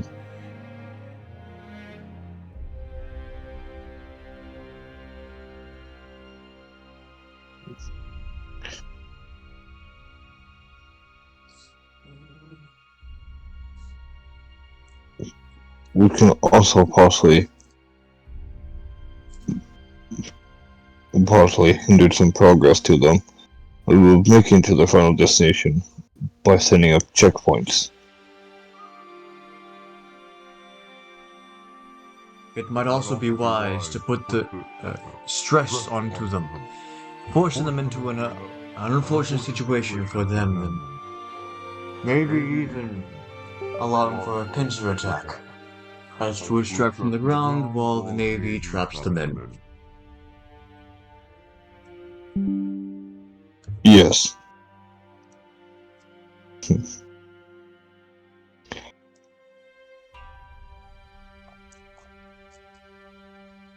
Give them stuck between two places. And since they only have either one or two options.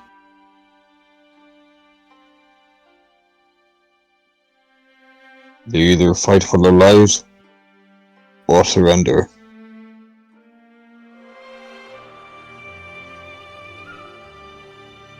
I concur. Let us make haste. Our first stop is going to be in Hanokoro. Yes. Yes, let's make haste.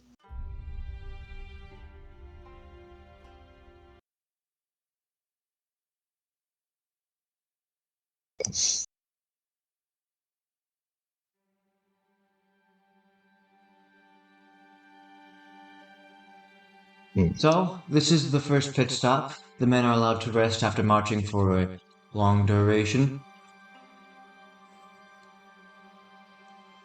We will resume shortly.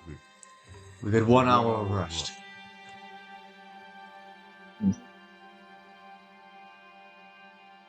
I'll get rest here in just a moment. I'm going to ask some questions.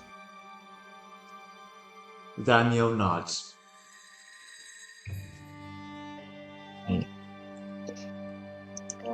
I shall come with you. I'm not entirely sure that you know our language. Common isn't so common here.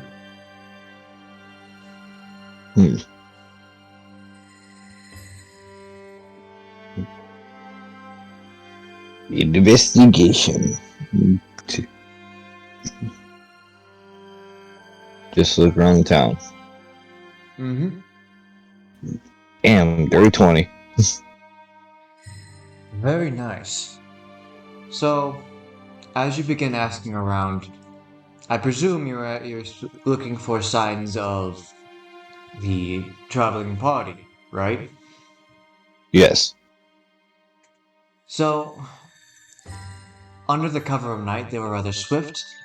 There was one individual with pink hair, the target, an individual with a mask on, and then a fourth individual, an elf. They seem to have made a pit stop in the library.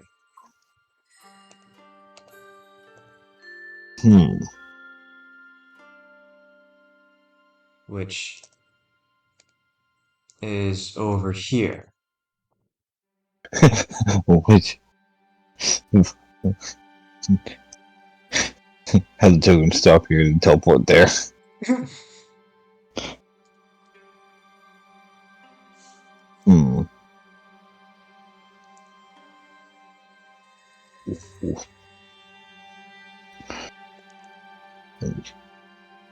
So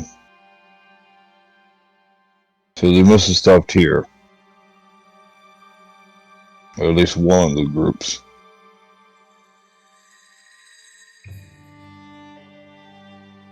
But which is it that we seek? Whose trail are we on? Yes.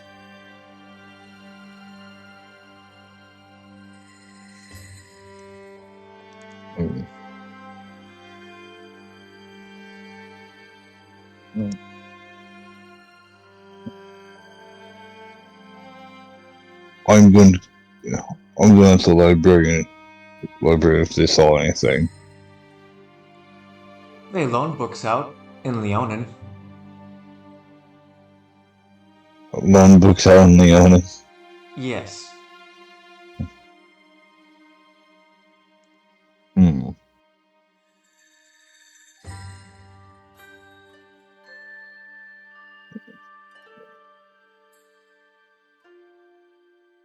Is there a log type of anything to see who comes in and comes out of these buildings? Not necessarily.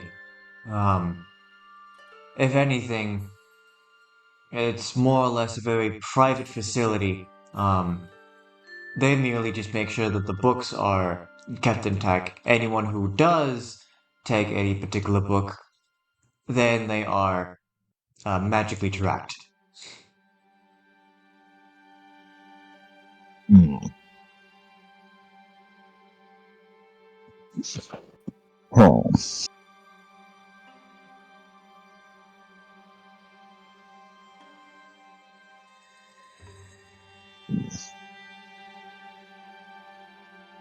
Uh, uh, I'm, g- I'm gonna go and slow his breathing so he can tune into everything around him. Okay. What were you thinking of rolling for that?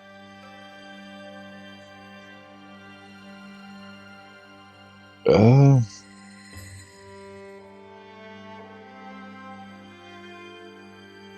Insight.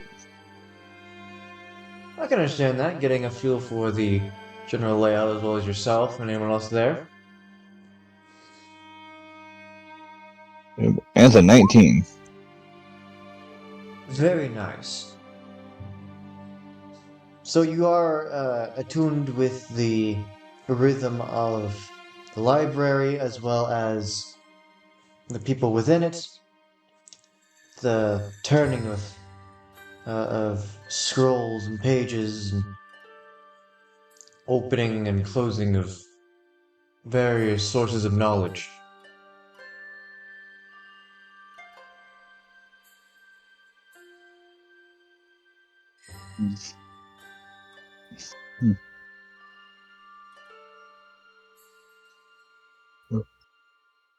Hmm.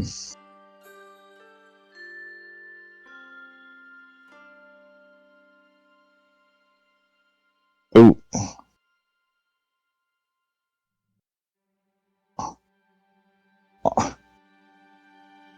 I'm I'm gonna walk around the library.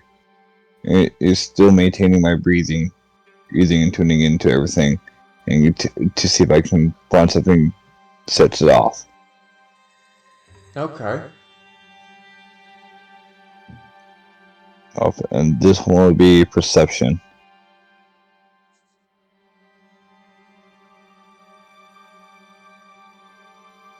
17. Okay. So, as you are keenly aware, you get the feeling of particular books that may have been used recently as the dust settling in and all that kind of stuff. And when you get to a particular area, you find that there are a few different books that have been used recent enough to where the dust has been moved. And those particular books are all on effectively means on how to speak in Leonin. Words, sentence structure, etc., etc. Hmm.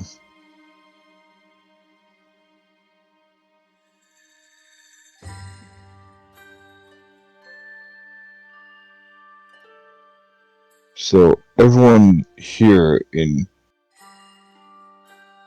across this country is speak Leonin. Is that correct? That is the main primary language of this country, yes. Only foreigners would need any additional help, travelers and the like. Hmm.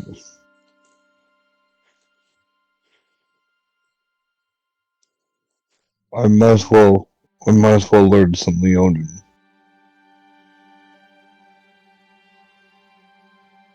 Okay. With each attempt, there are a total of 4 different areas that you must, or I guess 4 different attempts you must make in 4 different areas in order to learn Leonin. This is counted as a skill check challenge, in which you must choose a particular skill to try and get better your understanding of the language.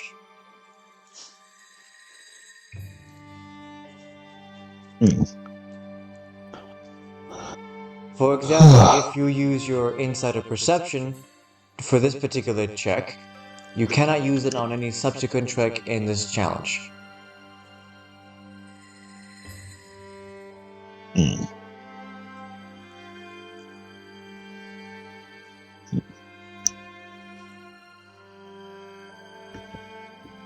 I'm gonna do Arcana.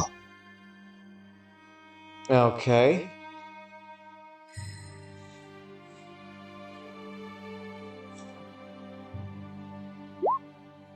$18. That is a pass. So, as you look over these pages, the scrolls, and the like, you begin sounding out the words, and with the daimyo's help, you'll able to understand basic language, mainly through sounding them out like you were studying as a blood hunter from Leon, more specifically, names and their ilk. You have a basic understanding and know the basic words in Leonin. You will require more training in different areas in order to get a more thorough understanding.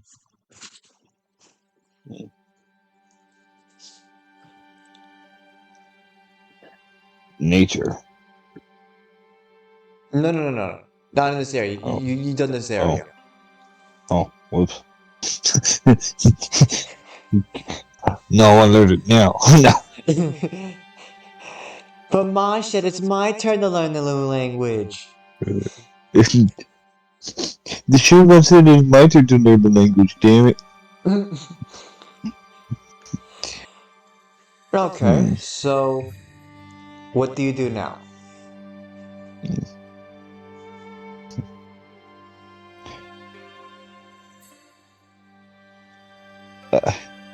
I put the books back and then return back to my breathing, and you can see if I can see if there's anything else I can set it off again. Okay. And so go do another perception thing again. Damn whoppers.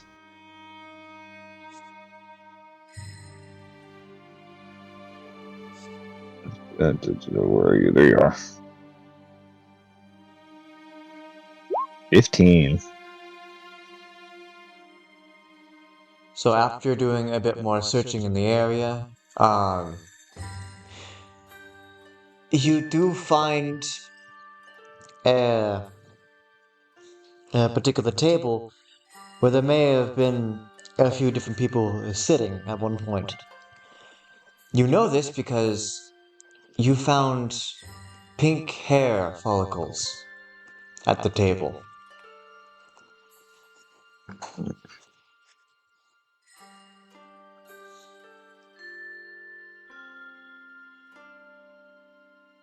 It seems they were here. They must have gone already.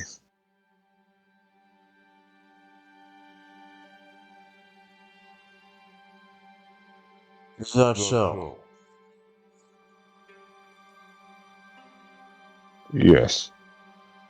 Granted, could still be in this town, but they're surely not in the library anymore.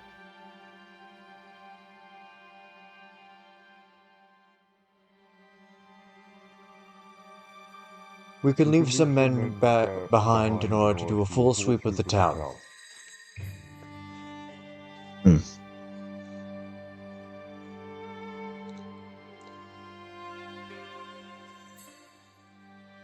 Let's go ahead and get our rest so we can ride at daybreak.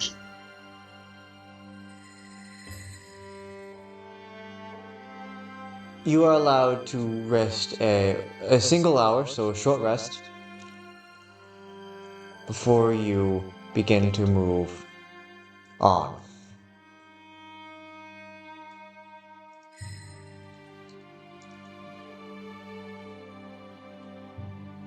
Now, as you make your way over to um, Shimanoshi, you find that there is a path that has Torii gates. You know what those are, right? Quarry gates? Torii gates. Tori. Hmm. Vaguely, but not really. They're effectively the things often seen in what is it? Japanese religious areas, you know? Oh, okay, now I know what you're talking about. Yeah, those are called Torii gates. Hmm. You find a string of them nearby along the path, but when you come across one of them, or some part of that path, there is a large amount of blood.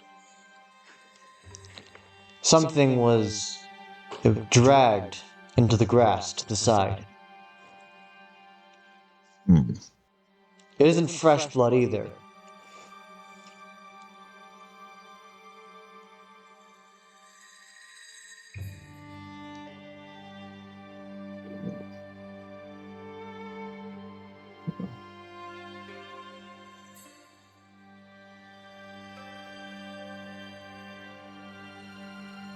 It seems there's blood here.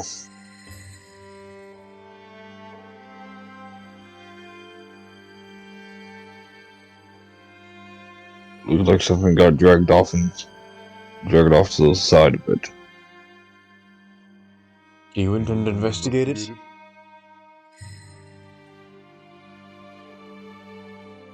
Might as well.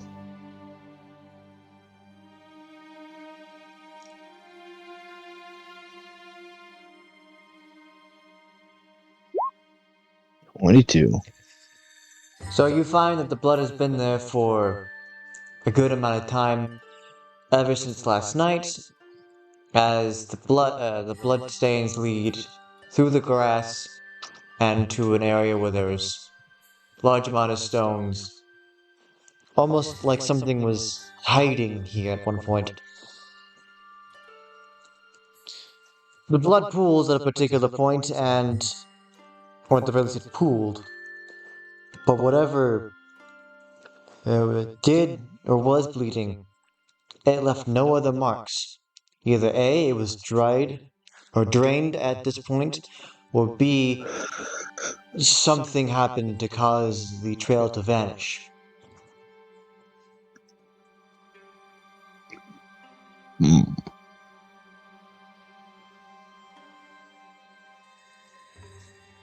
Hmm.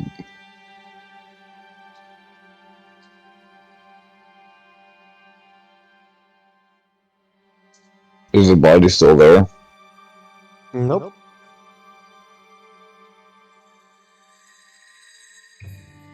Hmm. I'll go to the. Oh, Garland will go to the end of the blood trail.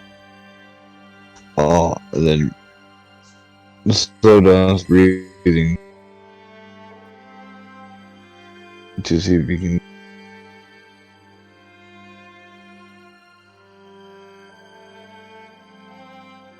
And this one's actually gonna be more nature checks.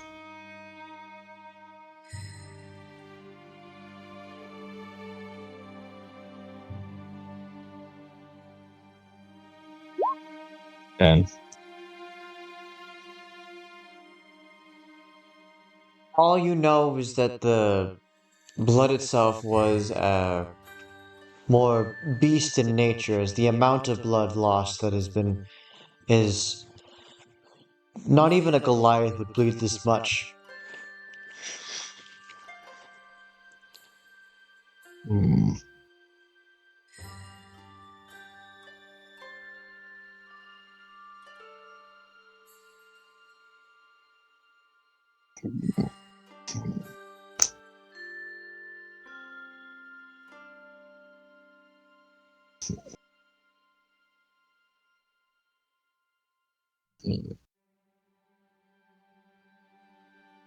Well, whatever it is, it could be something. But I don't know what would cause this.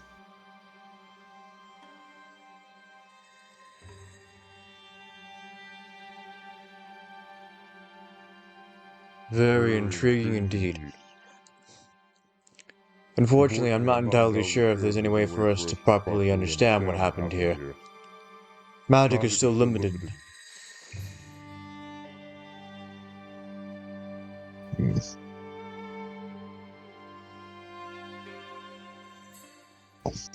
I would suggest is that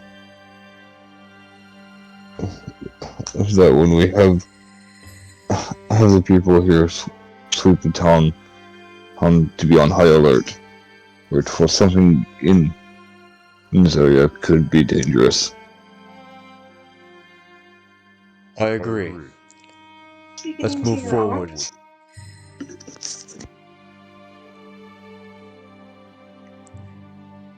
Finally, you arrive at the city of Shimanoshi.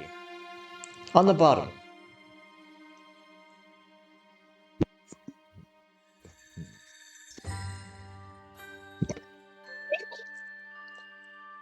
I've already sent a letter towards the guards to be cautious of travelers. Bitch!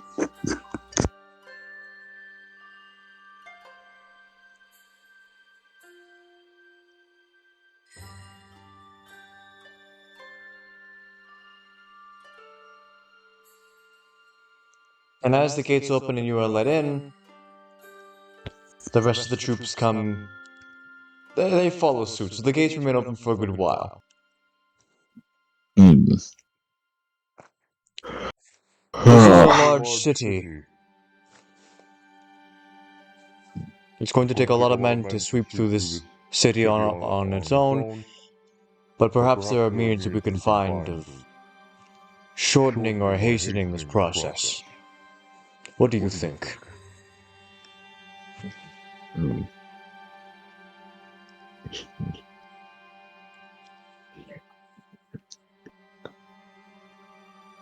As as Garland as Garland just breathes in and slowly breathes out, up to hear everything across. As just fine tune himself to the city.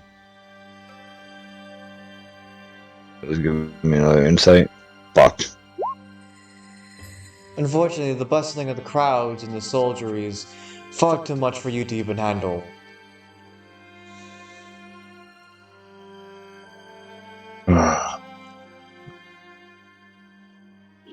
Can't even tune myself to a city.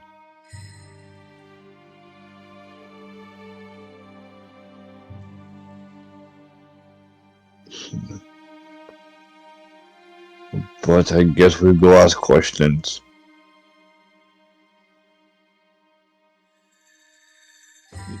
Where to begin? We'll just probably anywhere with high information.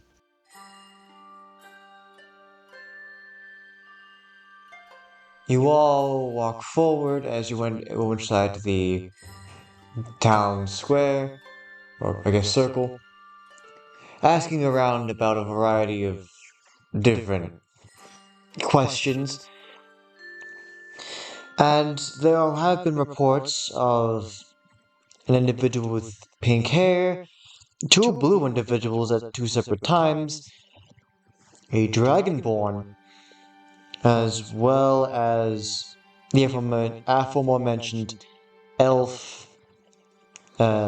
individual, a masked man, two elderly men, but something else comes up that is piques Daimyo no Koro's interest. Apparently, an Earth Genasi and an orc were seen here at two separate times. Hmm.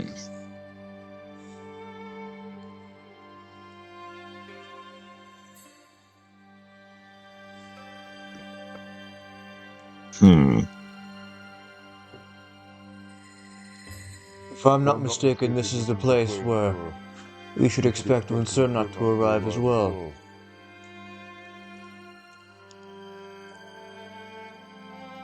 Hmm. Yes.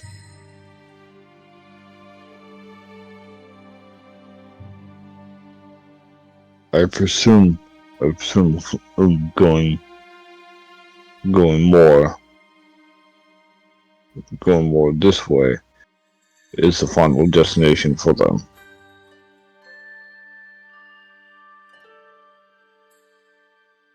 With it being so close, we cannot rule out that they might still be here. Hmm. And as you both are discussing this, your attention is brought to the sky as you hear the flapping of wings and an individual coming down and bowing.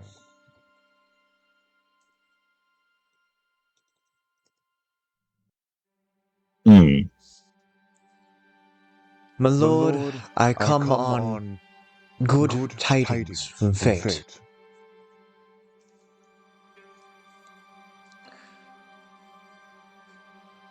I'm going to want a full-scale report from your squad when this is over.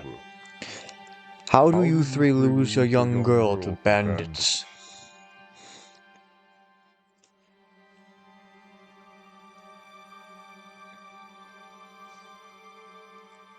When we have a bit more time to go over it, we can, my lord. Unsurnat will raise her head and look at you, Garland, and she will nod.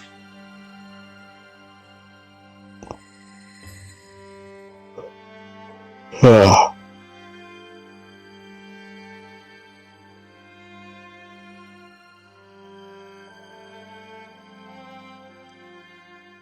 Hmm. It seems the tempest of fate has shown you in favorable manner.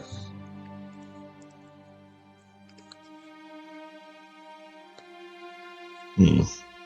Right. As Garland just nods his head.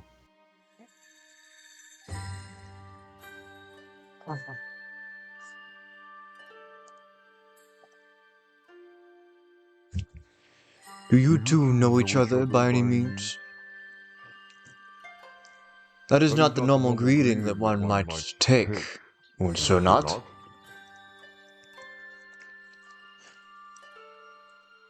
He has a rather complicated history, my lord.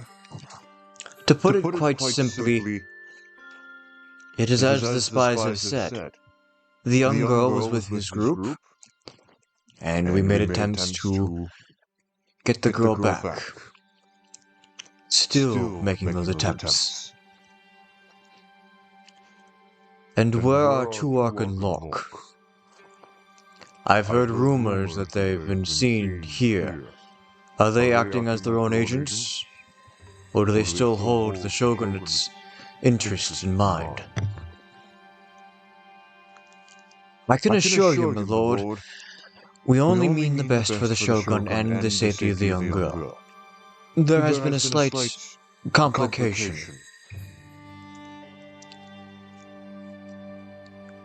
I presume that this complication has something to do with the crown that was supposedly stuck on the girl's head? Garland, you made mention of a crown, did you not? What do you know of it?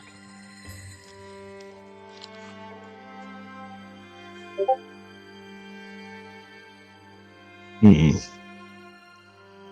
You see, when I was with them, the girl had to come here. Come here. It was the crown saying.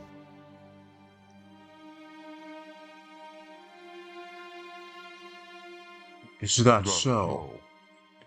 What is the significance of the crown?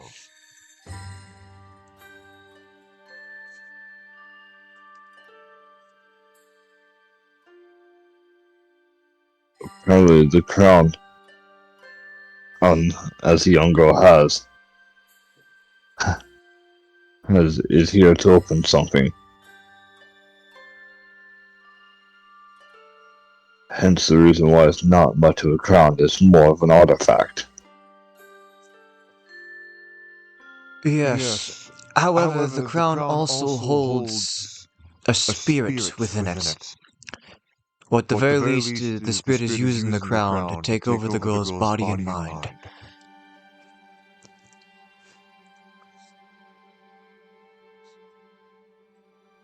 So, effectively, you've come here in order to free the girl by passing through. And the girl's life is at risk, which complicates things a great deal if this is true. Or not, will simply not.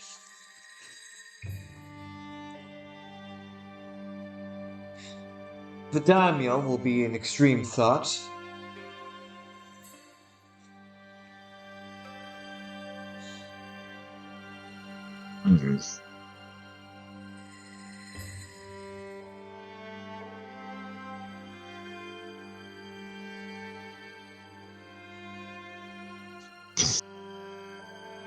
If we are to prevent them, would that mean that the girl's life is then lost?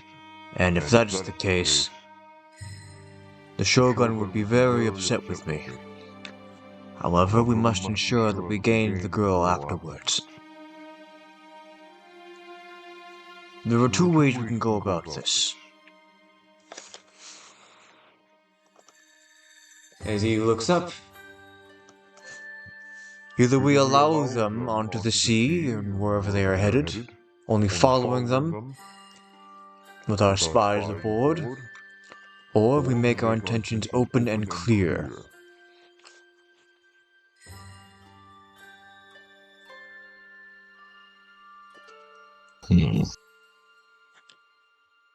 Garland, you traveled with them for the longest. What are your thoughts?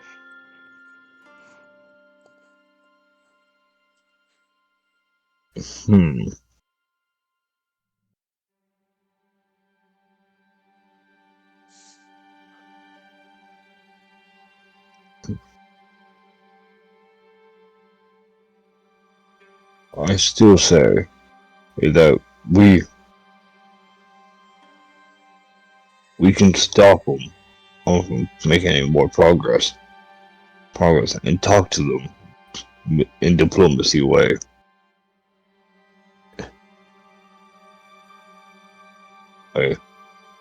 But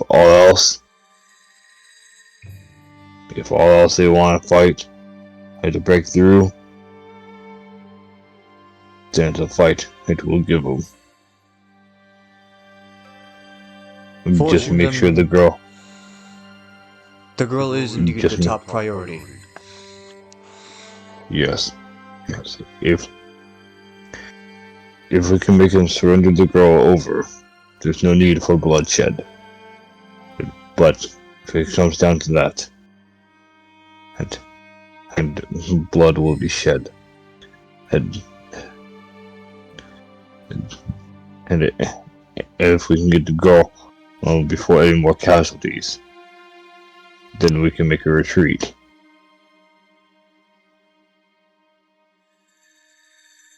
My only question to you is, are you prepared to shed that blood?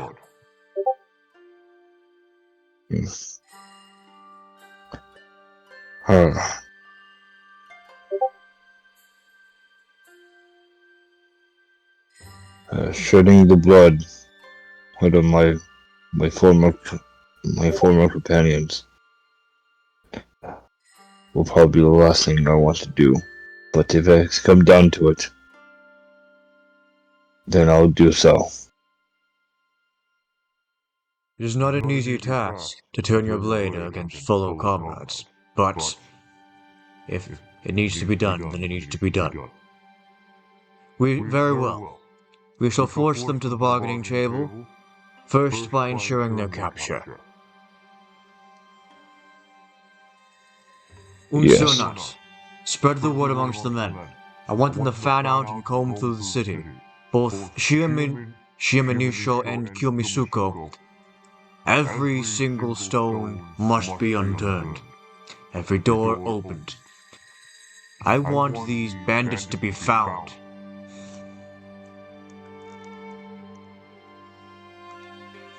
Yes, my lord.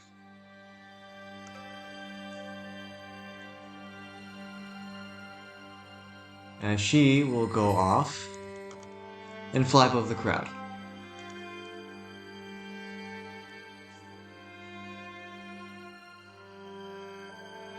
Hmm.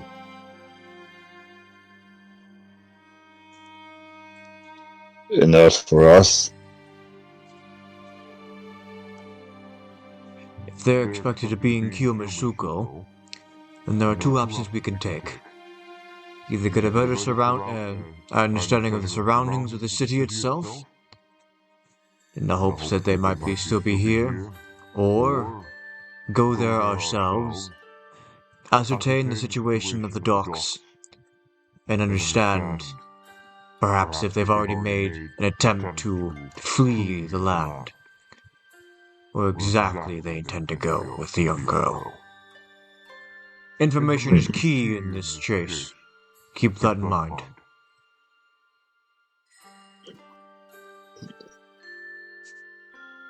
hmm,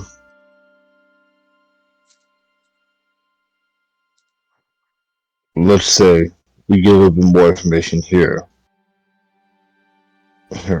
Then if we get enough information, we could determine to either they're still here, and we can head up to the final destination and wait for them.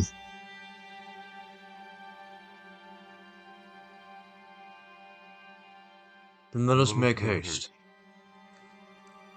Yes. Another investigation. If my character sheet will load up.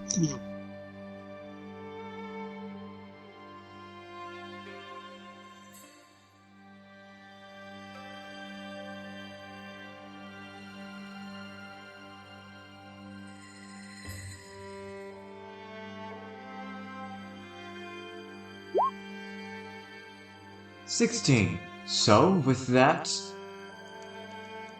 you think to check with the guards, more specifically at the north gate.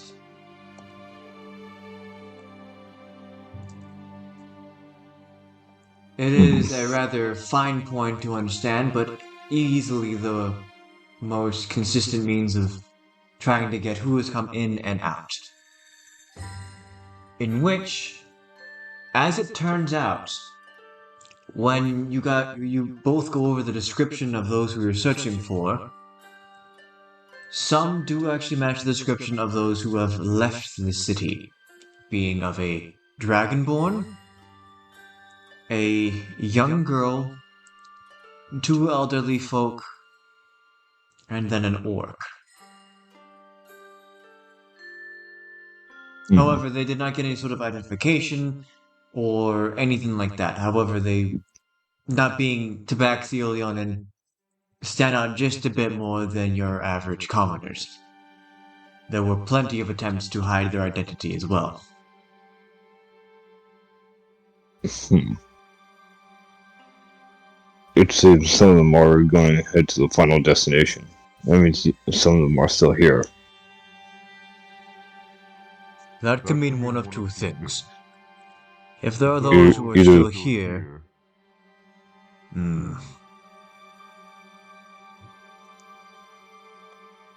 I wonder what they plan on doing. To rush ahead of us, or to wait before things die down?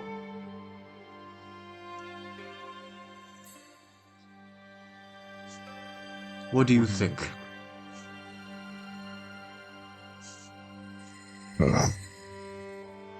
Well, seeing one, two options, the girl could still be here. But again, there's also a girl with the other group.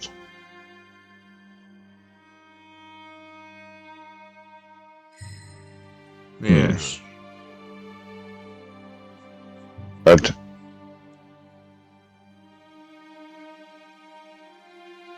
at most, what we can do here is that we can go ahead, try to catch up to the other group, and have the guards here,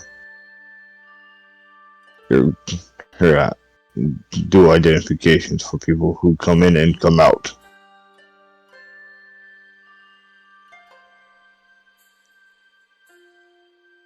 We can leave the common soldiers to comb through the city streets in search of our target. Yes. If we can lock down the city itself, that would be a great boon to this investigation.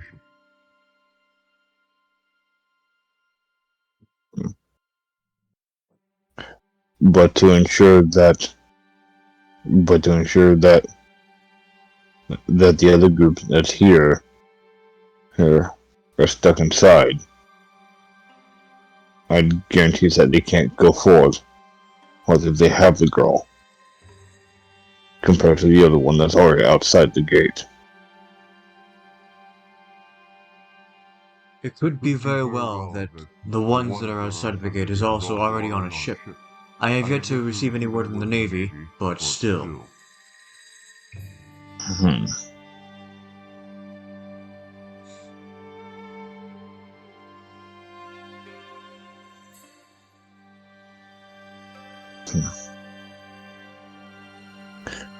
The only thing I could do is split up.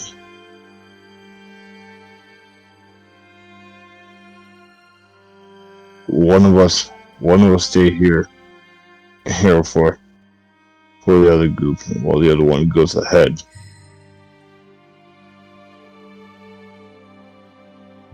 If that is indeed the case, then you can stay here. I can go ahead with a small detachment of men and comb through Kiyomishuko myself.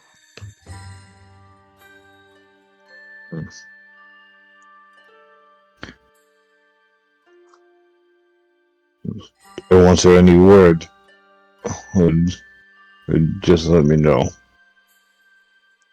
Yes.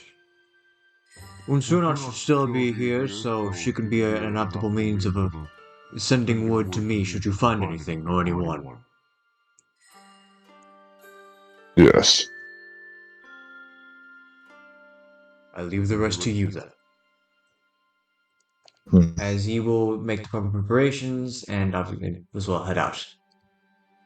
So then, at this very point, Garland, you have the freedom to fully explore the town to your heart's content, or we can cut the session off, basically, whenever.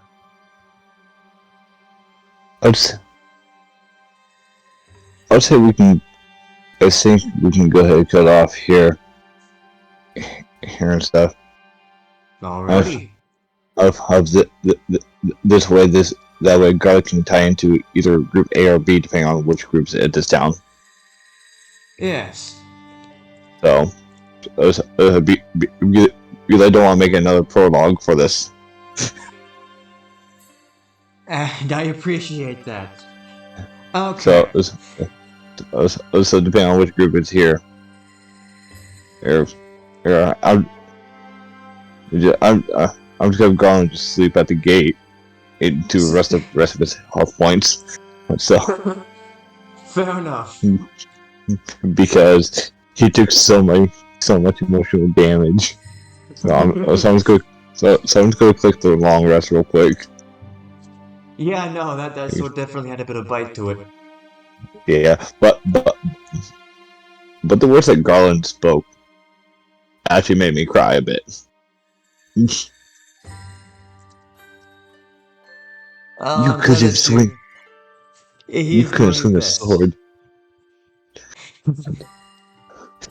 You got it stuck in the wall so many times. And the fact that I'm using more breathing technique just to go. To steady yourself too. It shows true character progress as well. Well, with that, I'm going to end the recording right here. Hope you enjoyed the session, and have another time.